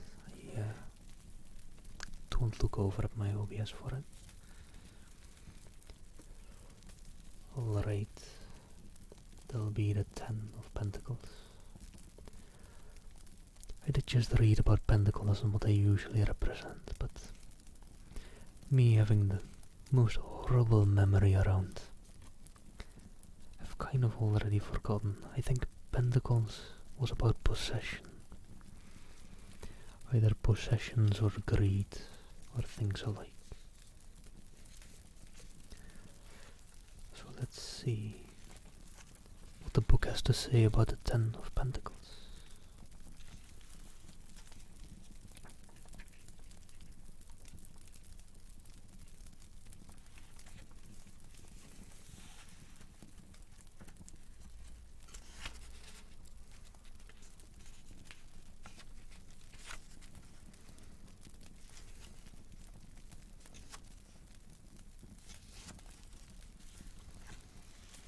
Well, actually, before I read that, another thing it did say to do, take in the art a little bit. No, the art on this one isn't. I mean, it is interesting. Was I was almost about to say it isn't that interesting. It is interesting, but it's not a cute little duck or swan or whatever as was the other cards. Alright, Siva. The 10 of Pentacles. Fulfillment and abundance. The 10 of Pentacles signifies material and spiritual abundance in nearly every area of your life. The number 10 usually indicates completion, and in this case the journey was well worth it. So be generous not only with your money, but also with your wisdom. Provide your guidance to those who struggle. You will be rewarded tenfold.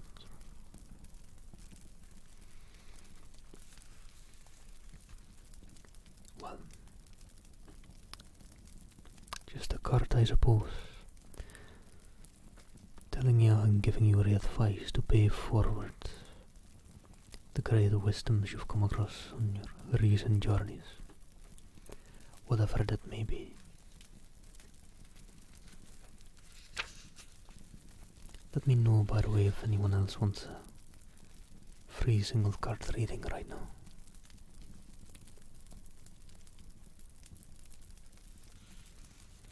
I'll just be looking through the book a little bit, through the guidings, and doing those single card readings for free.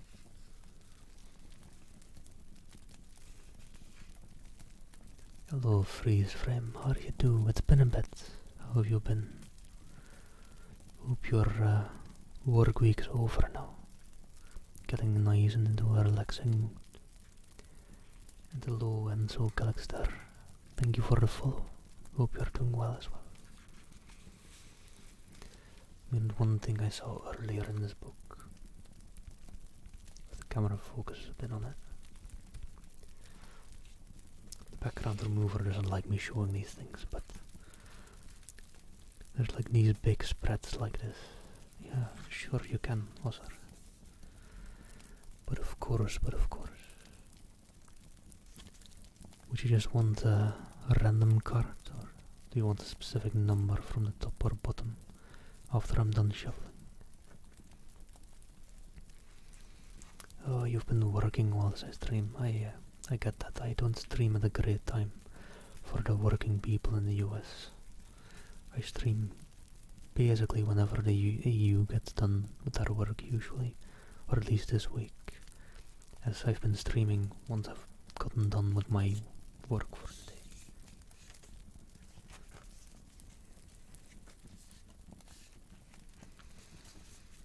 And there, it's nice. Hope you're going into the weekend as well and freeze frame. Hope you enjoy it. A nice relaxing start and kick-off to the weekend.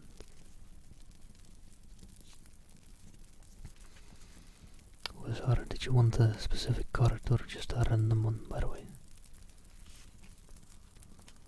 Out of the pile. I could do like 13th or 7th from the top or bottom. Or just fan them out again, or then pick a random one.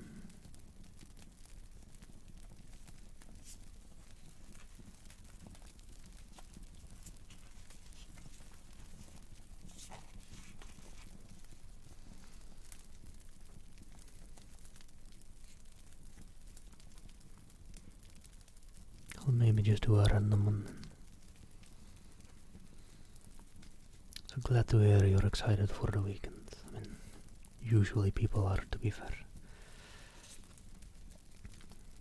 It's hard not to be after a week's work, or a week's worth of work, whatever I was trying to say there. Alright. Just a random card out of the pile.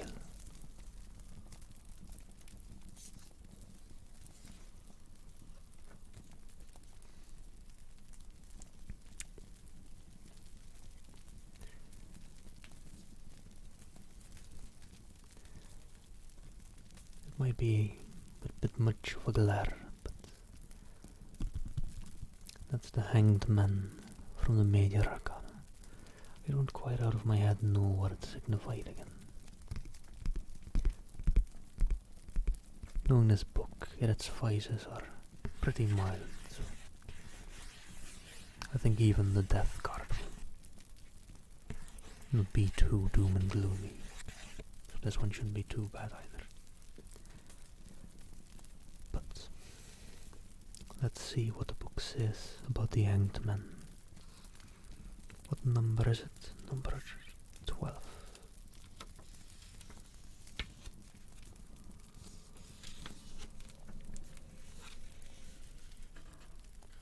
Yeah, I'm loving the art on these cards. I'm hoping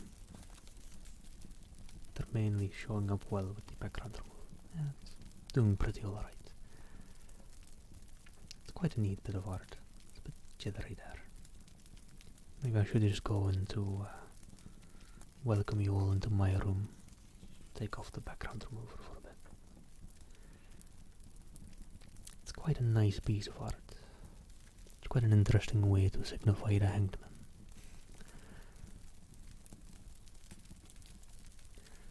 But let's see. Right. I kind of remember now what it was about. The Hanged Man. Sacrifice and letting go. So mainly the letting go part. remember. Many people talk about the art of letting go, but what does it really mean? How do you achieve it? The Hanged Man has all the answers. He is the master of non-attachment. This card implies there's a sacrifice or a difficult or painful situation coming up in your life. Though you naturally want to resist and struggle through it, be more like the Hanged Man. Find stillness, open your eyes, and use this new perspective to learn something. You're stuck here either way. I mean, that's the thing I've been liking a lot about this book. See, the Hanged Man might be like, alright, the Arcana, feel there's a difficult situation coming up,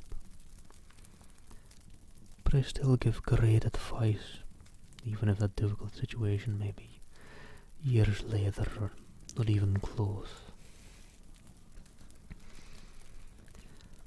I mean, find stillness, open your eyes, and use this new perspective to learn something.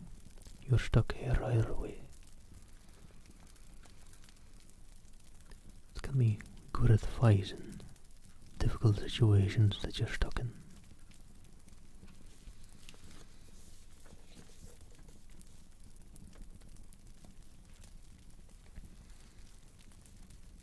Also, freeze frame. If you want, would you also want a free single card reading? Money back guarantee if I draw the Major Arcana Death.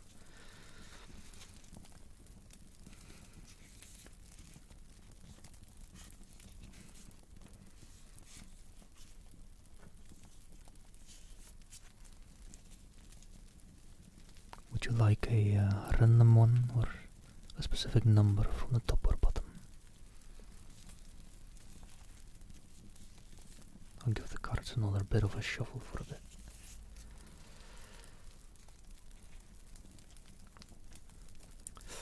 Well, it depends. Technically, if you're going fully proper about it, I'd ask like a question like, what do you want to know something about? Or let me check the book real quick again. What they have for like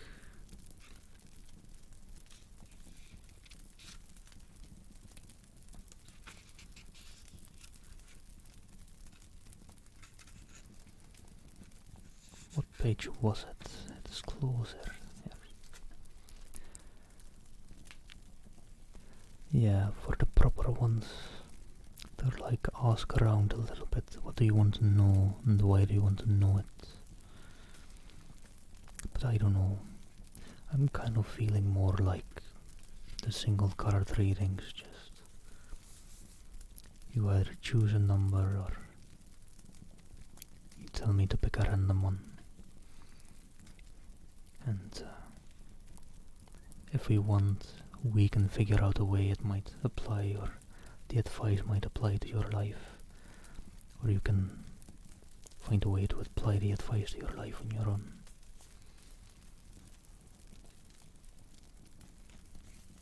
Yeah, that's in the book as well, indeed. The part I just read, I think, a bit before you came in. Shuffle the cards while thinking the question.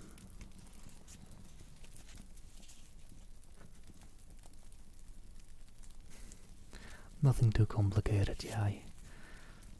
I'm a noob at this as well, so nothing too complicated. It's probably for the best.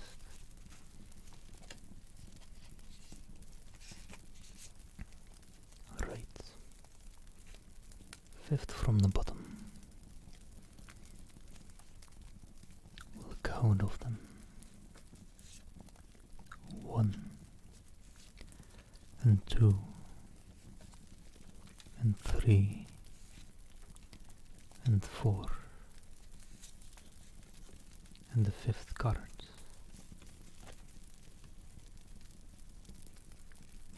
I mean, I don't know if it's good or bad one out of my head, but it's the Daughter of Pentacles. and it certainly is a curie. I don't know my animals too well. I think it's a deer or something close to a deer, but I mean, hey, if I were to just throw out a guess on it, I'd say a white-tailed deer. Though a deer, a female. I saw the female part. It is a deer. Hey, I know a little bit. And hello, Sender Formal. How do you do?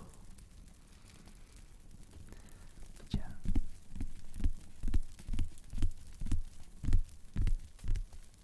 Oh, you know a bit about animals then, eh? Young base on the spots on the back. That's interesting. I know this card for the family cards, the court cards. These are going with son, daughter, mother, and father. So this one probably this is supposed to look young. The daughter of Pentacles.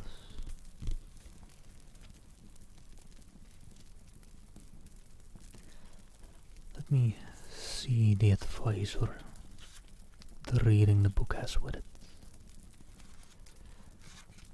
That's cups, that's swords, and that's pentacles.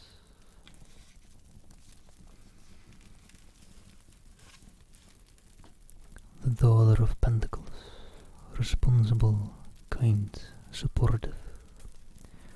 You'll usually find the daughter of Pentacles behind the scenes rather than out in the spotlight. Though quite shy, she's extremely hard-working and responsible.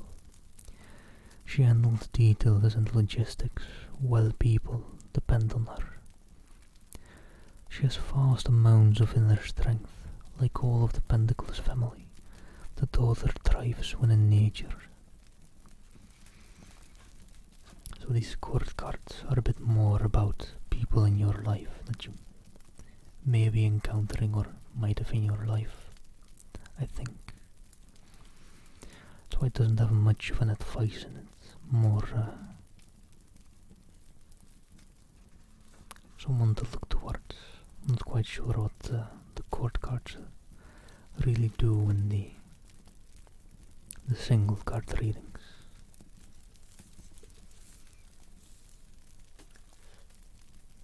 Hello and thank you for the follow, Oraya. And not quite, man.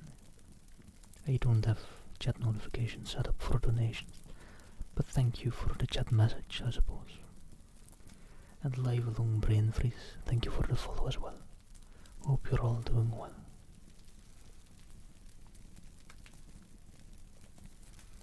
I'm one gullible son of a bitch though. Sorry for swearing. So I'll have to check my PayPal just in case. Don't want to be a dick, you know.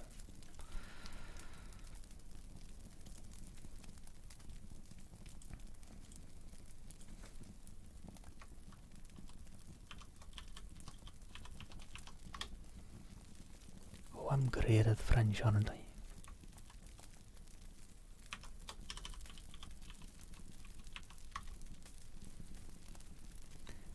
Oh, that's been around for a long while, phrase frame, I feel. Yeah, the old /me trick. ASMR cousin, you love it. I try not to do it too much. But well, I don't know, I feel like sometimes as long as you're not really doing it for the sake of just cussing, you're doing it, using it as an empowering language of your sentences, exclamation of your sentence. Like, you got an alien in front of you. You don't just say, what's that? You say, what the fuck is that? Oh, that sounds more like a messed up breakfast, but an alien would be with a bit more exclamation, I suppose. Can't do it in ASMR. Can't be that loud. I also don't see any money being received in my PayPal, so sorry Araya, you'll have to try again. There's a donation link in the panels below if you do want to.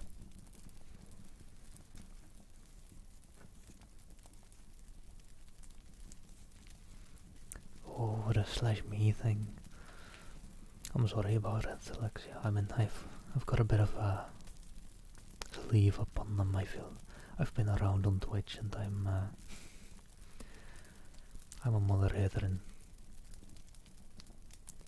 a smallish channel. Let's go with that. A smallish channel.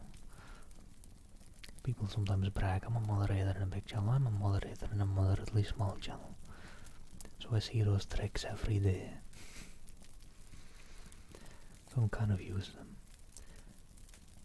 Let me cut off that rant though. Alexia, thank you so much for the sub. And I'm glad you're enjoying your time with me enough to subscribe to me.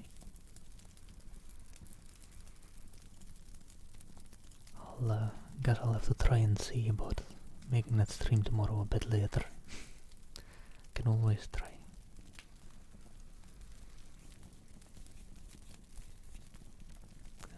Let me just read what Freya's friend said as well. A lot of people doing it again recently, so maybe on the uprise again. Maybe, I don't know. For me, I kind of feel like the /me is donated just hasn't gone away in a while. It's just always been there-ish. Maybe it has gotten more lately, I don't know.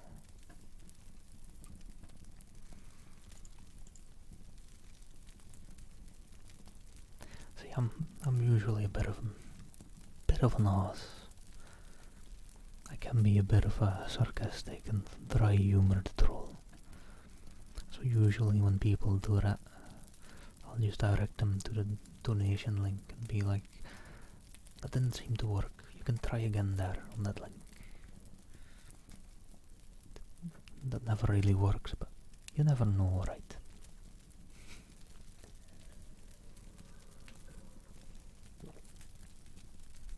What is that about Twitch? You shouldn't be getting any ads if you're subbed.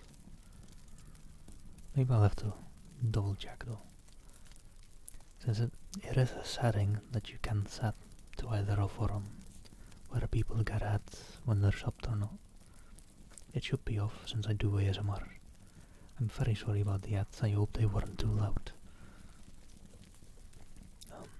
And thank you very much for the subs.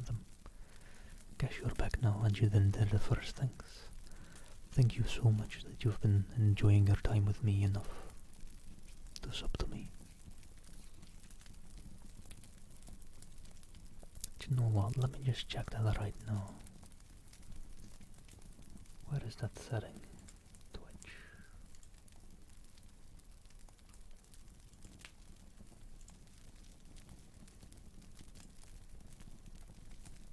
Well, that's interesting. What's the cuss words? I'll try to just randomly sneak in a cuss word every now and then. Well, you must have missed that rant then maybe as well. I was good, or maybe I didn't miss that, I don't quite know. I was talking about how I mean, just random cuss words for the sake of cussing. I don't feel quiet at something, but for the sake of exclamation in a sentence. Like if you're faced with an alien, a Martian, he's standing in front of you. You just walk up and you're like, what the fuck is that? You bring some exclamation to the sentence. If you're just going to be like, what's that? Doesn't really sell it, does it?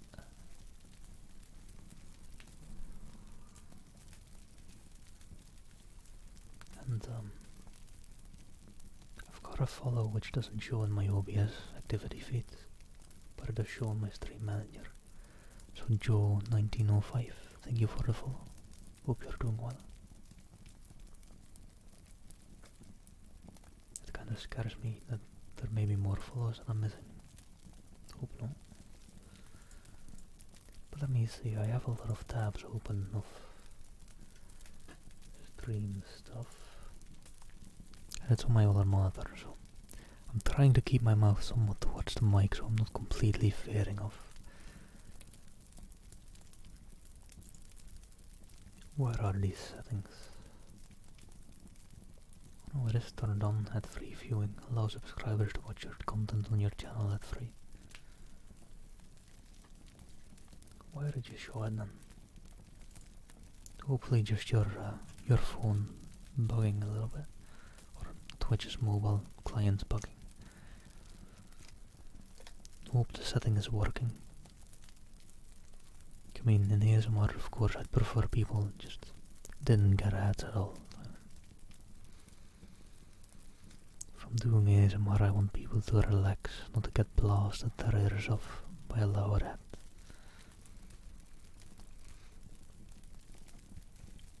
You cuss like a sailor. I mean, that's alright with me as well.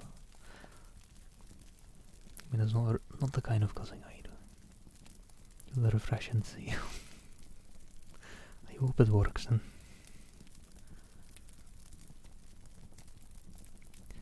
Curse words are like seasoning, they add extra flavor to sentences, but too much and the dish is no bueno. I quite like the way you're putting that. It's a good analogy. I like it. No ad now. Good, good. I'm glad about that. Glad you didn't get your ears blasted off again. For the sake of science, but... Oh, I'm also getting put to work, but I'll do that after this.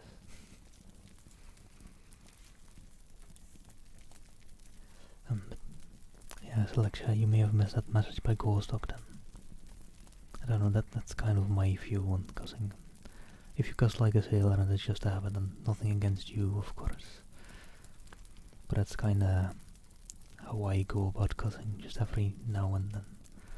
Curse words are like seasoning, they add extra flavor to sentences. But too much and the dish is no bueno. And that's kind of how I use my swear words. I think that's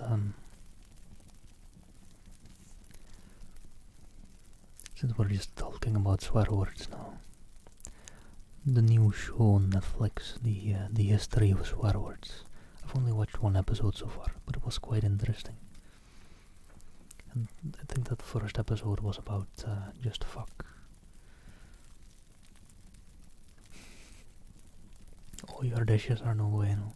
Well, you know, food is also subjective.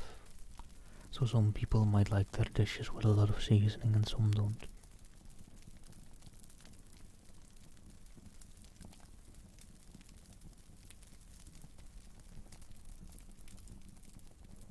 You got timed out?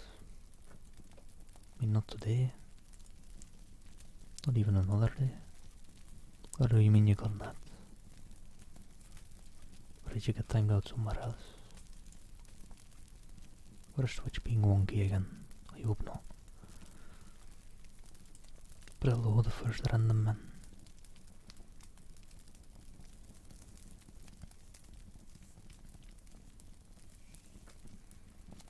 Well, habits are hard to break, but first you should even just see whether you care to break it. You may sound like an idiot because of it, but if it's more just your personality, if it's so close to you, it might be a question whether you even want to break the habit. It's not particularly a terribly bad habit. I mean, cussing a lot.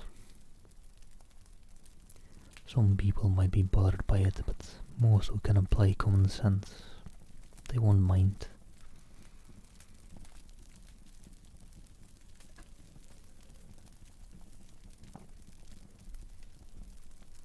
But I don't know.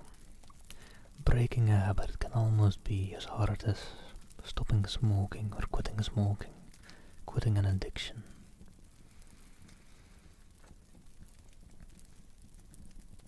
I mean, I guess it's almost the same at some point, because smoking becomes a habit for most that are addicted.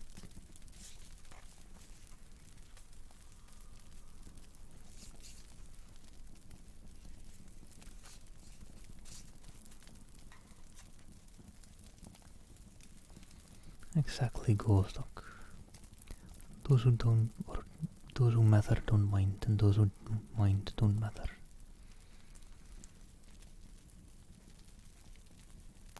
Is not a pronunciation of my name.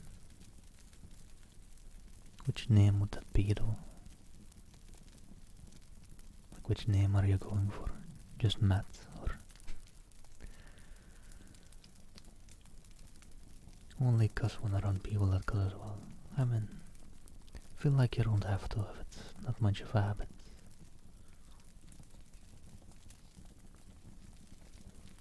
Feel like if you feel it's very much just you, part of you, you should just do it around everyone. If people don't want to accept you as the you who you are, if you feel like the cussing is part of who you are,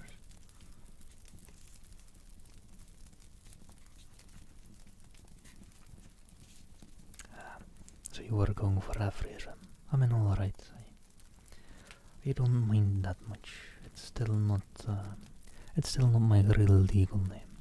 That one I wouldn't be saying, just in case, you never know, right? But my calling name or my nickname in Dutch, I need to mentally switch out of my English accent. Sometimes I'm alright at switching, but I've been going on in English for a while.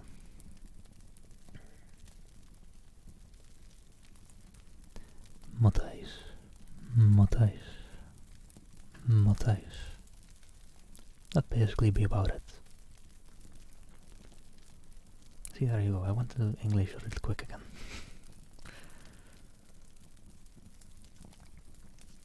But yeah, that's my real nickname. The one which I shortened to Matt.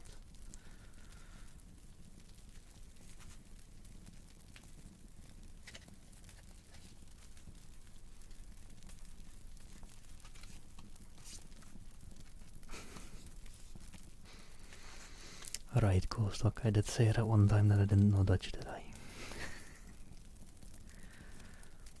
I wouldn't say I use it much.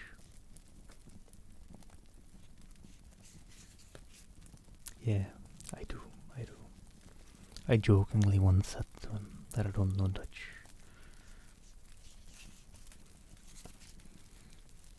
To be fair, I really don't use Dutch that much. Mainly with my colleagues we do all speak Dutch. Technically I never said I know Dutch. And I think now I did say that. Like a bit ago I may have said I do know Dutch. It's harder to keep track of what exactly I'm saying when I'm just saying it aloud. It's easier to keep track of it when I'm typing.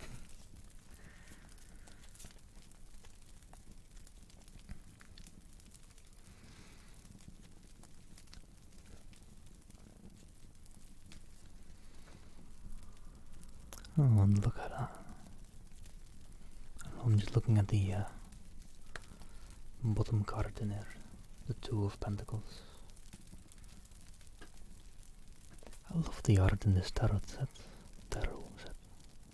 You don't pronounce the last thing.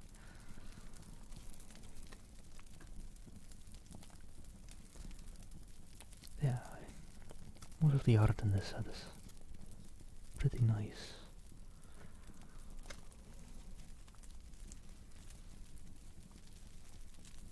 Yeah, it is, isn't it? Just pull it up again for a little bit. Just take it over the deck.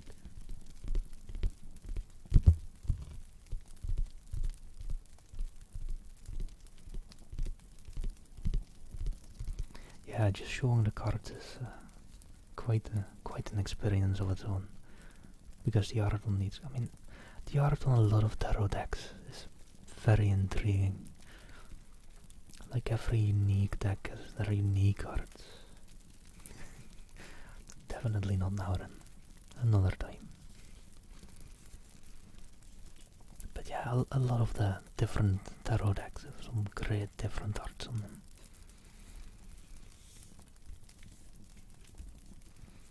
how many in the deck? I think, if I remember correctly out of my head, 74. And then I'll just be counting from the other side.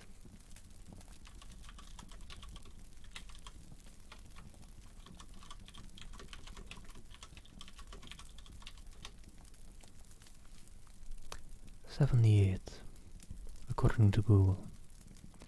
I don't know if that applies to this deck, but sure.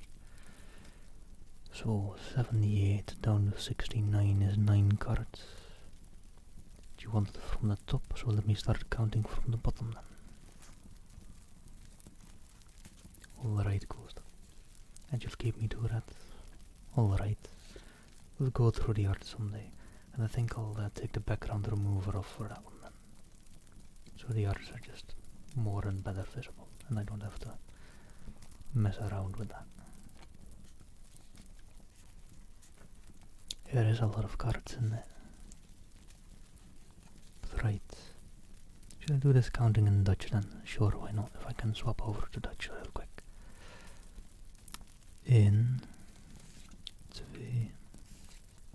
3, 4,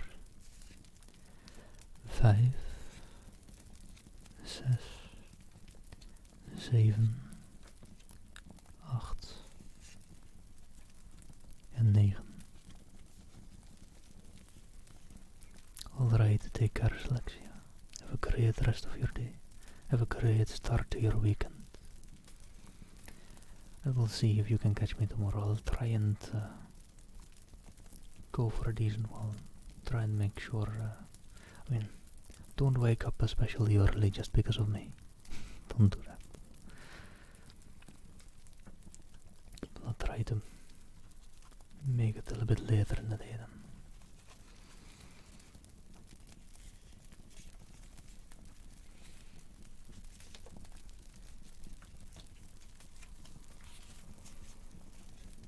What am I doing? Just messing about with cards. Anyways.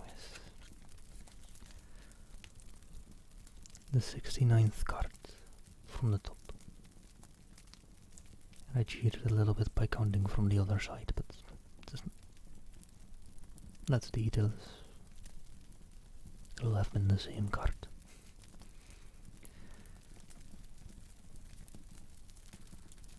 Oh, hell yeah. I don't feel that yet, but I have a slight idea of it. Exactly, it's still 69 from the top. I'm dreading the day I might have get someday. Although, on the other hand, I'll finally be justified in making my dad jokes. There's its pros and its cons, I suppose. But yeah, the 5 of Cups. It's, seems to be depicting a horse that's looking a bit dreary.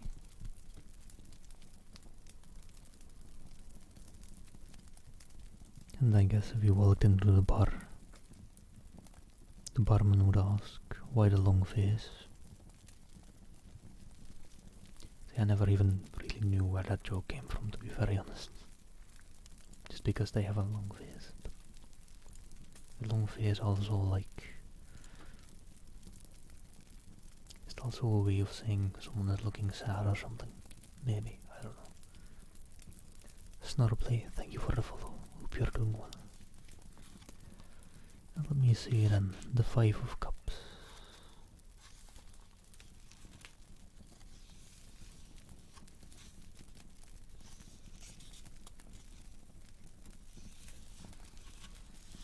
And the low Nemo. Good one there. Thank you for keeping me hydrated. It has been a bit.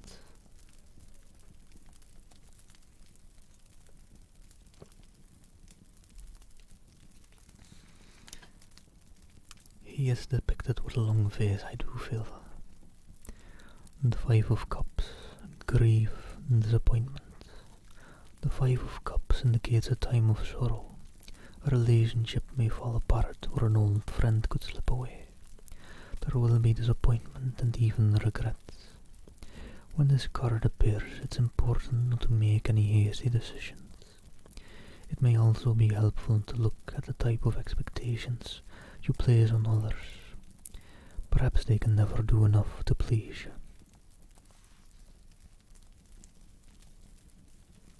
Not the greatest of cards.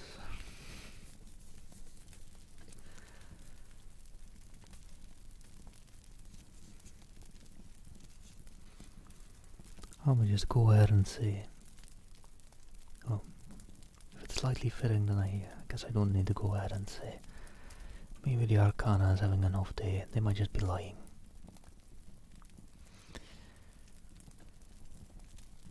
But if it's slightly fitting, oh well, fair enough then, I suppose.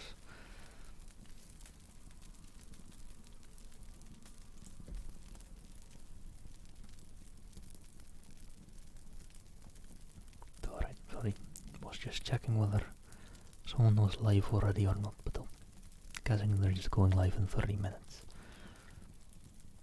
And the question is, should I go later? Hey Sarah, how do you do? How are you going? Thank you for the follow. Don't worry about my beveled face, I'm just trying to recognize where I know that name from. My memory is bad, so I can't come up with it.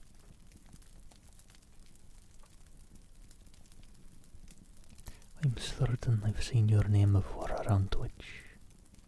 And I think even with a beautiful green badge next to it. But I can't for the life of me recall where. Oh well, thank you for the follow. Hope you're doing well. Hope you're having a great and relaxing start to your weekend.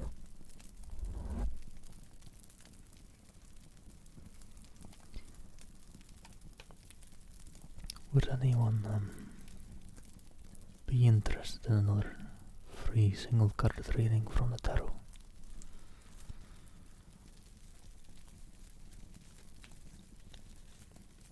Or maybe I'll just have another bit of a look through the book in the meantime.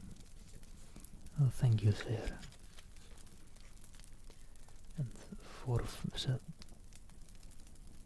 my brain isn't calculating numbers, hold on. 457S, thank you for the follow as well. Same to you, hope you're doing great, hope you're having a great start to your weekend.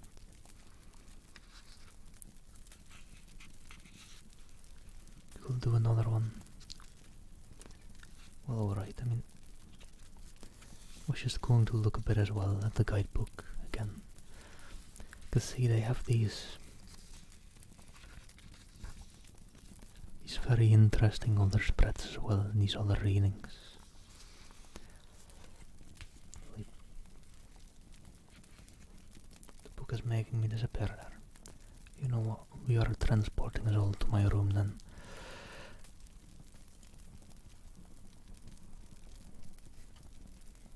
Here we are. Yeah, it was a bit too bright as well. But yeah, the Celtic cross spread. This one or the next one after it.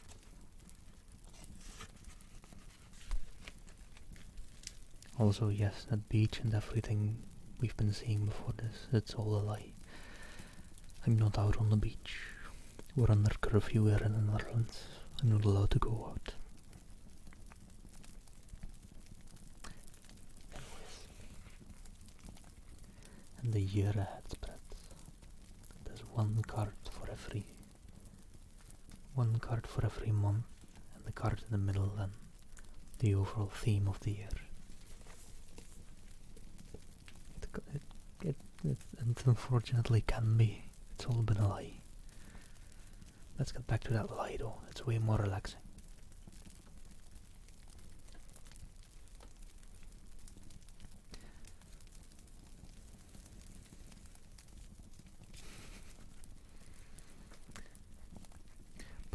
I mean, those readings kind of interest me as well, but I think for those bigger readings, you kind of should interpret the cards, not just read the little guidebook description with them. You really need to kind of know them a little bit and interpret them for the person asking for a reading.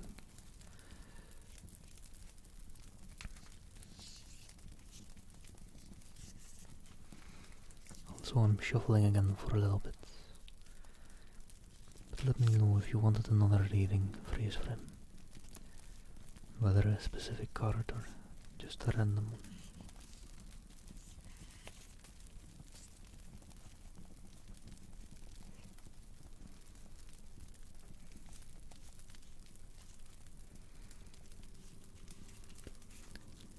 Let me just see.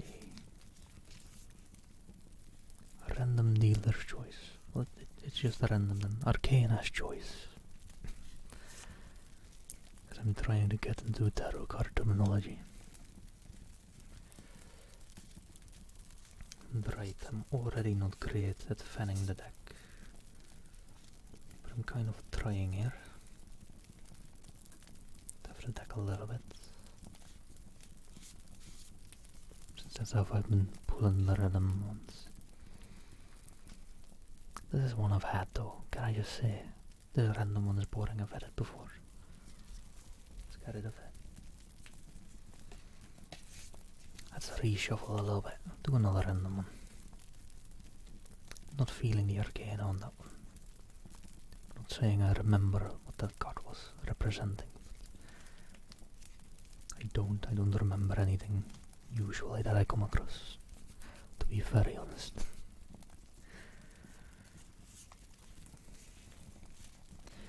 And if you know me a little bit, that might sound weird, since sometimes I'll randomly be like, oh hey, I just remembered this random thing.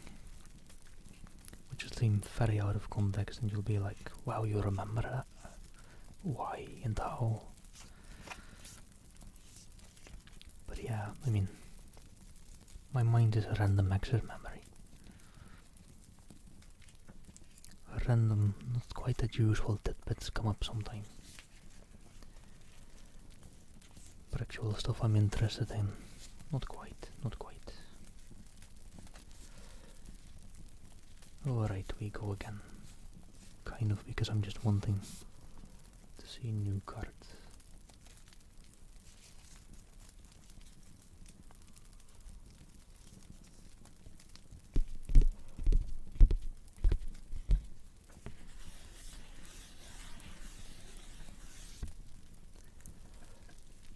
Alright. We're holding it upside down there. Hold on. I'm not really doing reverse cards yet. That's a whole another way of things. Fire, the best ASMR. It truly is. And I'm using it as a great companion to kind of hide my bad ASMR behind it. And honestly, a nice fire sound in the back. It also drowns out any other background sounds you might have.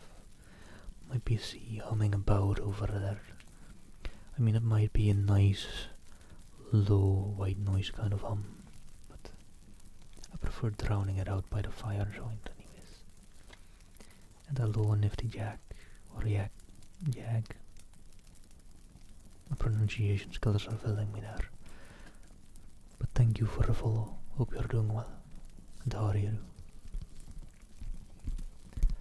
Alright, please, the Six of Pentacles. It looks like, I'm not quite sure what kind of plant, but a branch of a plant. I mean, I don't know, I feel like all the art I've seen so far in this tarot deck, it's all been very, very neat and fun art. Oh, J-Rob, how do you do? Hope your stream was well. Thank you so much for the raid. I've just been learning a little bit about tarot cards today. Or well, I started off with the War of the Worlds. Got through the first book of that. And I'm going to start the second book tomorrow. Hello J-Rob, how do you do? And Sneaky Man, how do you do? And Gibby Livens, and Puff Patow. And hello there Viking. Hope you're all doing well. Let me check the follows real quick as well. Viking and Haribo, thank you for the follows. I'm doing well, how are you? How was your stream? I was just about to do Or well, I just pulled a single tarot card for freeze frame. I'm not too great at tarot, I'm a bit of a noob. Right, you probably are Viking, and I'm terribly sorry, J-Rob, but I will have to get off somewhat soon. 35 minutes for the likes. But I'll rate the raiders onto a great place. Real chill, real relaxed. That's nice to hear. And Puff Pedusao, thank you for the follow as well.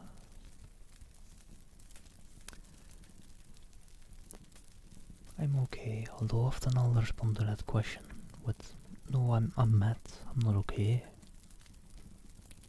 No, this is Patrick. And hello Faxi, thank you for the follow. And same to you. Piotr? Or Piotr? Oh, thank you, Viking. I've still no clue where my accent comes from. But I just threw a tarot card for freeze frame.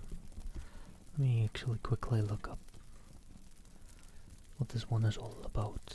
It was the Six of Pentacles.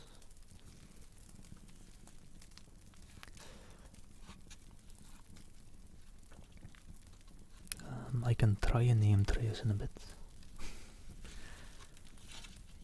I'm a noob to ASMR and I'm just a noob to everything, aren't I? I suppose I am. I'm a noob to tarot as well. But let me just read real quick the card for freeze frame. The Six of Pentacles. Prosperity, growth, generosity. The Six of Pentacles indicates that your long-awaited fruits are ready for harvesting, bringing more wealth than anticipated. Make sure you are generous during this bountiful time. This card can also signify generosity coming from someone else. If this is the case, accept the help with grace and put the resources to good use.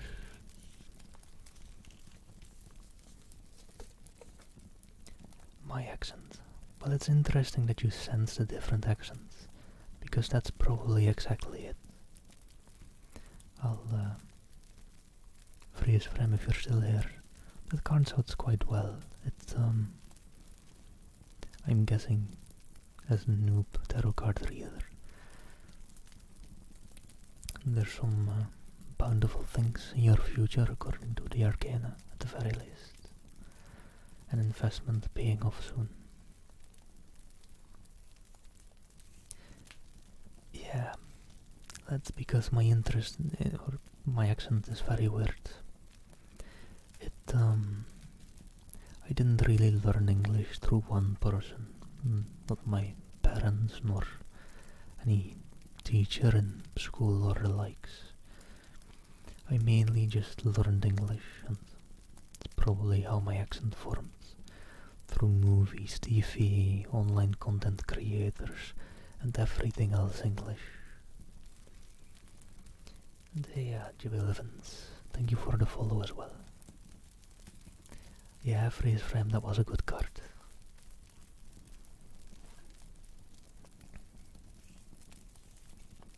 Yours is still Aussie, but sounds strange. I mean, I feel like nowadays we'll have that more and more often.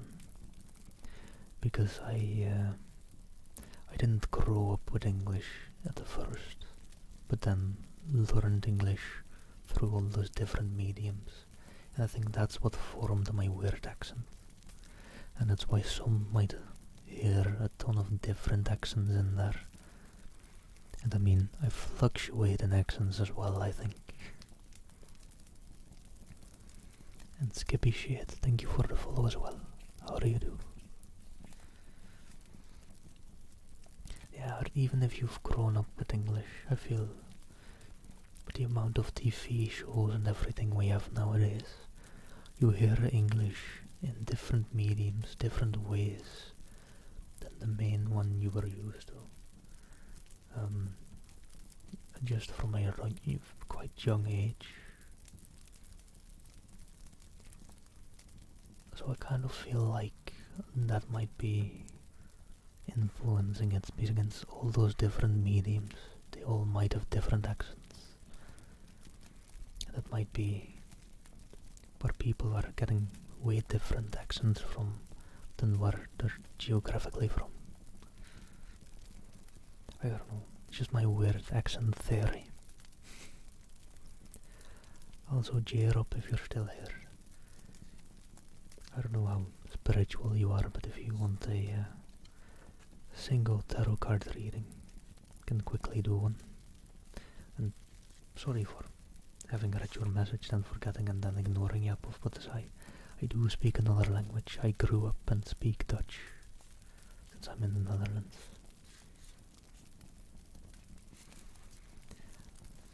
Yeah, I think specific regions in the USA do have accents, but I'm not an expert on them either. And just one American accent, I'd have no clue. Oh, you have to run, that's alright. I'm not that good at it, so I won't be fast at it, so I'll just wish you a good day then. Where were you from again? I think US like, right, so you have quite a bit of your Friday yet. No, it's getting late, so even there it should be getting reasonably far in the day. Have a great rest of your day, and thank you again for the rates. California. Oh, that's fully West Coast, isn't it? Is it California? I'm not a geographical mastermind if you didn't notice just there.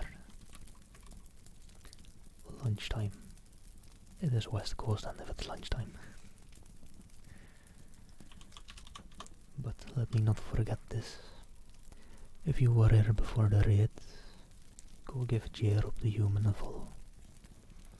He's a lovely and amazing another middle-aged artist.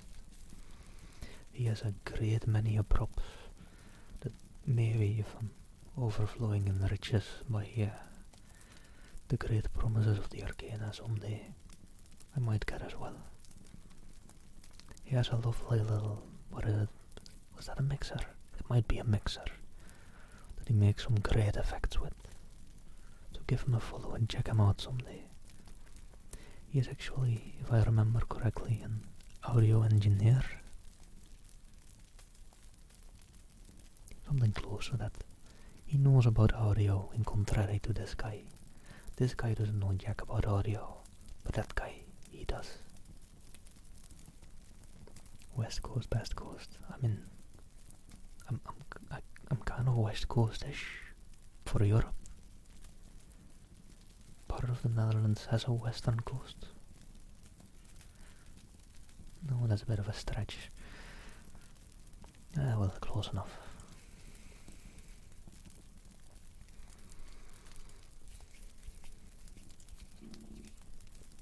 But yeah, anyone else, maybe deaf expert or someone else interested in a free single tarot card reading, just either a random one out of the deck or a certain number of cards from the top or bottom.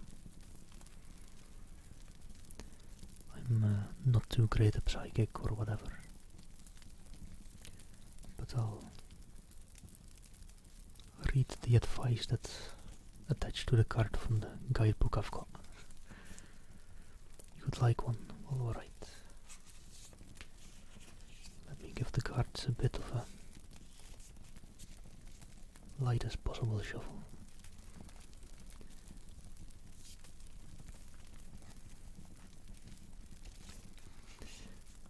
And I must say, thank you for the raid, J-Rob, if you're still lurking about.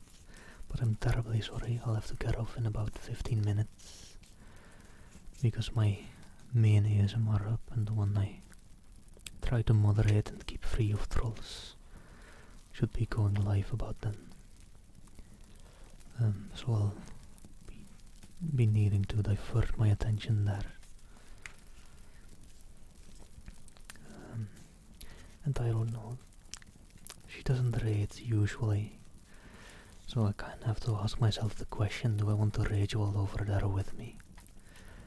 Or do I want you rage all over to someone else, or rage all on over to some more lovely people? And it's a difficult question. I'll rage one over there when she's live. How about that? I usually don't that often.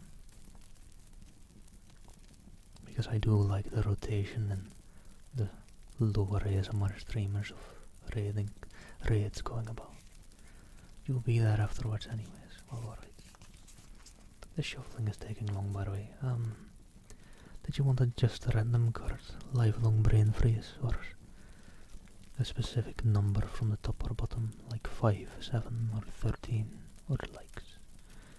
Not too high, please.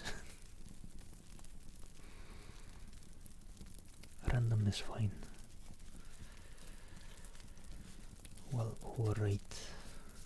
The way I pick a random, I just fan them out a little bit. Now shuffle them a bit again, so I don't mess with the result. And pick one out of the fan. And I'm kind of new to these cards, and assuming this is the first time you're seeing the art as well. So you get to admire the art a bit at first. Because I mean, all of the art on these cards in this deck, I've been loving them. Every another card pulled, I mean, I even went through the card art a little bit on my own earlier. But every another bit of card pull has been amazing just because of the lovely art it brings with it. But right, this'll be the 6 of Wands. A beautiful butterfly fluttering over 6 Wands. There you are, Lord Craven. Was wondering when you might figure it out. And thank you. Oh, I'm sorry to hear that, lifelong brain freeze. What did I just say? I just butchered her name, didn't I? Lifelong brain freeze. There you go, unbutchered it, if that helps.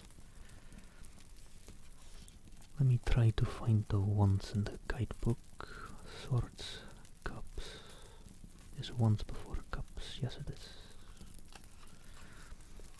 And it's the 6 of Wands.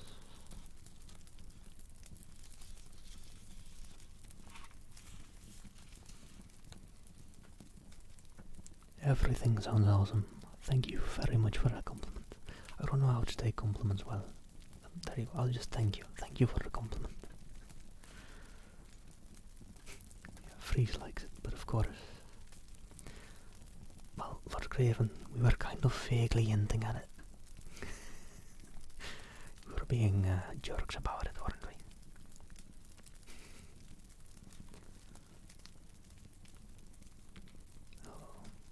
Well, thank you very much for coming by, Viking.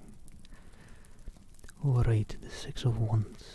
Victory, success, rising up. From the dark and tangled branches emerges a butterfly. New life takes flight. If you're not reveling in the joy of success already, you will be soon. The 6 of Wands is a card of victory, of rising up against the odds.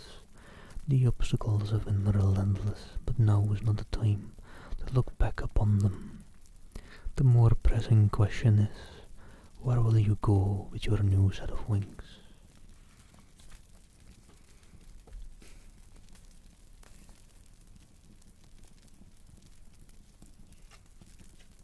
Oh yeah, Viking, I usually don't mention it there, and it's a newish thing. Also, that's a very good card there, lifelong brain freeze.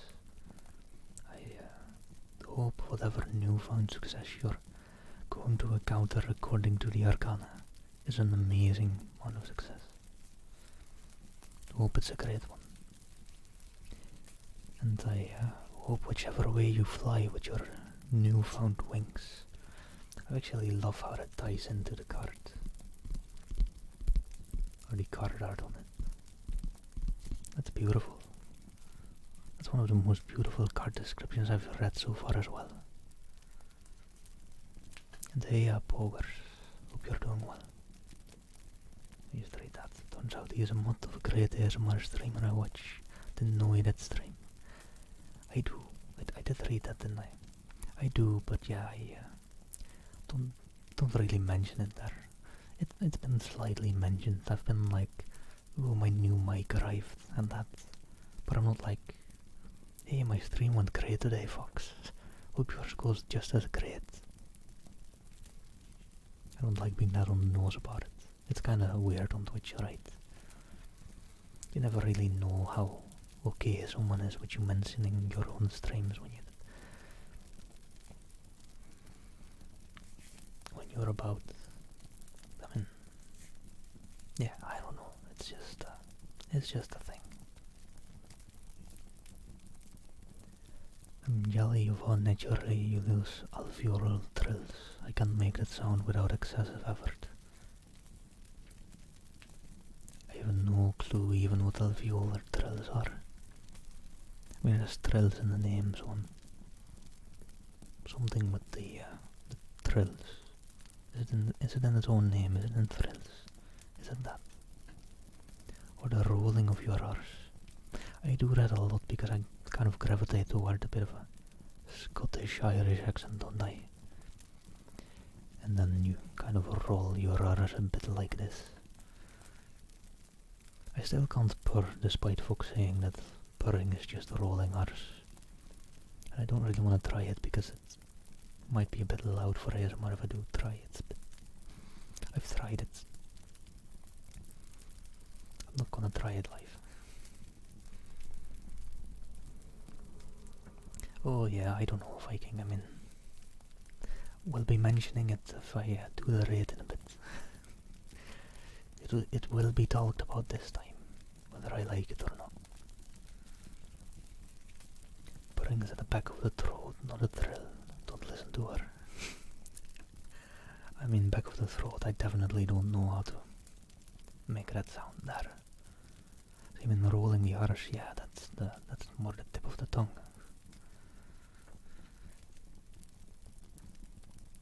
And where is it?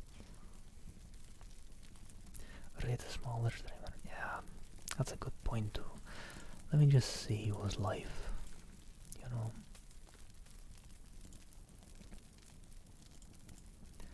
Let me just have a check.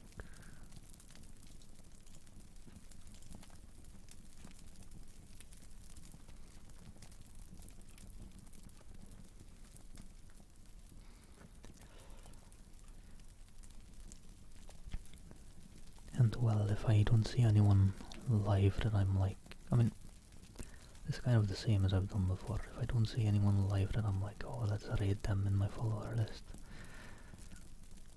then I might just throw you all over to Foxenkin anyways when she goes live. I love Chubby and he's live as well. That's a hard choice. But I mean, I can't stay around that stream, since I will be going over to Fox to moderate the chat.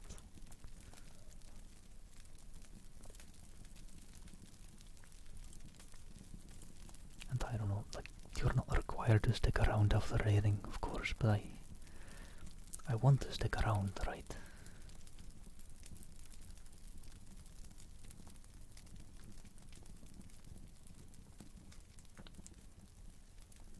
It's a tough choice, but I've still got some time. So let's take all the time I can take. Let's stall for a little bit.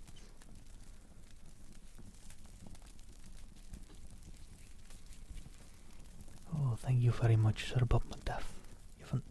You have a very interesting name, may I say. I like the Sir part of it, definitely. And Bob Macduff is just interesting.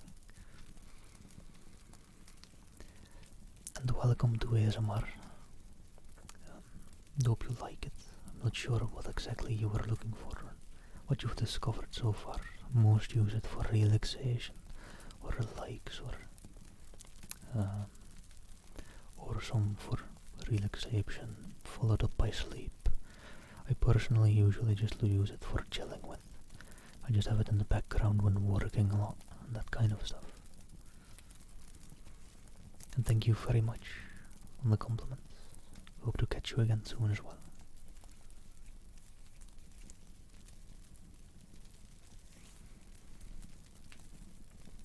Lately everyone there is pretty chill. Oh, that. You might not be seeing some things. And hello, suspicious tissue, how are you doing?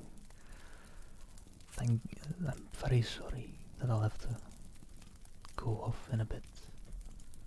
Because I'm going to be over to the channel I moderate. That's an ASMR in a bit.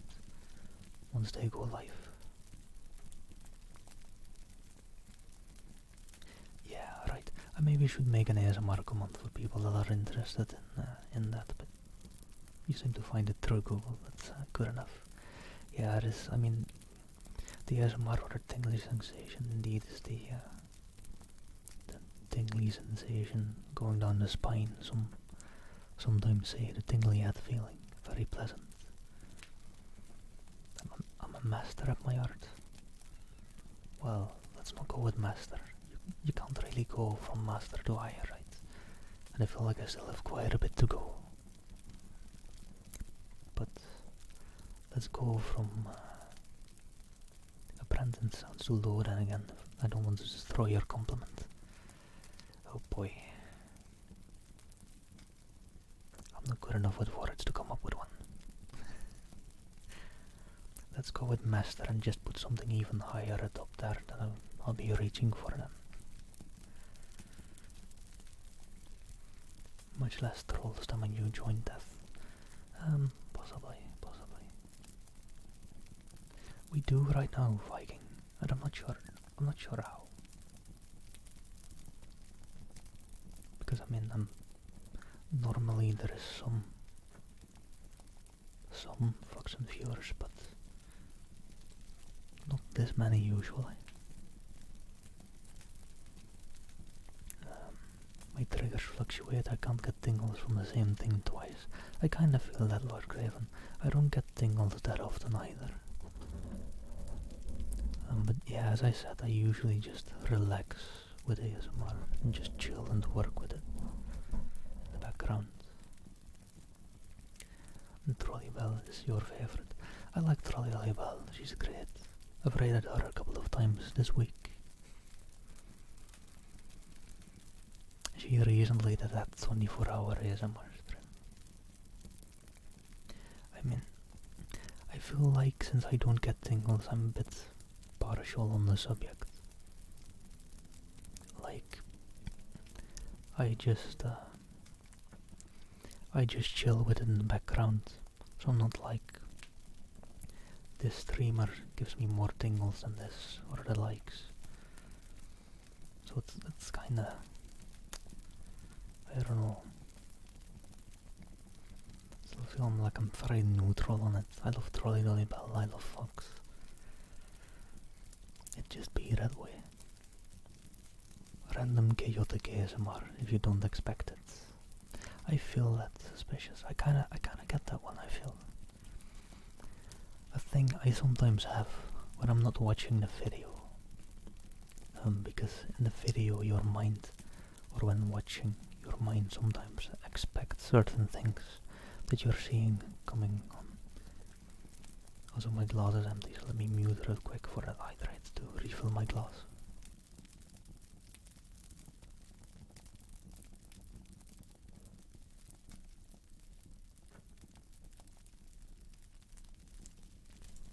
Very important indeed, and I haven't in a bit.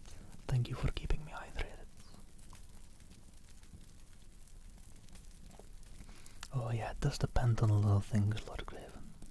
But yeah, I was saying with you, suspicious, or with that, I feel like when just listening to the audio, it can, that can do a lot, since your mind kind of assumes something is coming when it sees a certain thing happening when watching.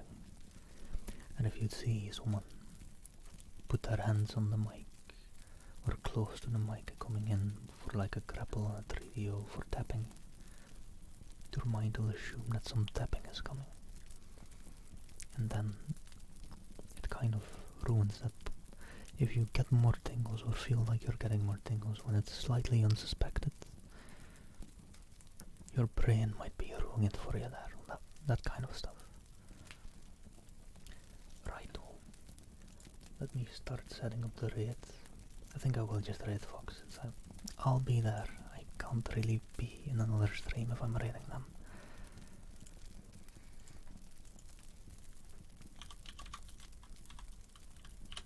And the raiding down is always way nicer if you're going with higher numbers to a streamer with lower numbers, and that's definitely not happening here. But I don't know. It's kinda a hard choice for me to make on this one, but I'm just executive decisioning on this. Just making the choice.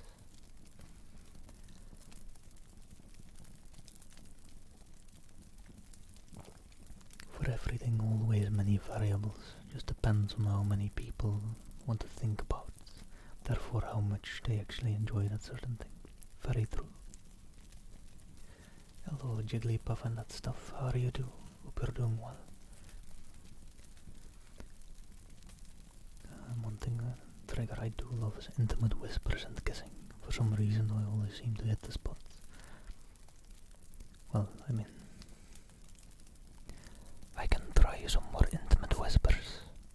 I can even, as I do have a virtual mixer, pan over towards the right and more towards the left. I have no clue how great it is.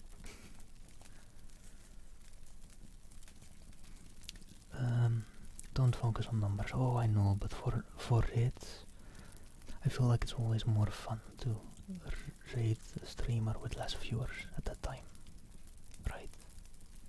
Like that's just kind of a more funnish thing. Alright. Fox just went live though. Let me get the headset on. Yeah, suspicious. I should play with that more, but I need to be on the virtual mixer for that right now. Right. Thank you all for having been here. Thank you all for much for having been here. See you all another time.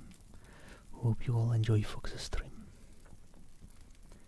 Any more I wanted to say? J-Rob, if you managed to hear this some way, even though you had to run, thank you so much again for the raid. And see you all over at Fox's. Till another time.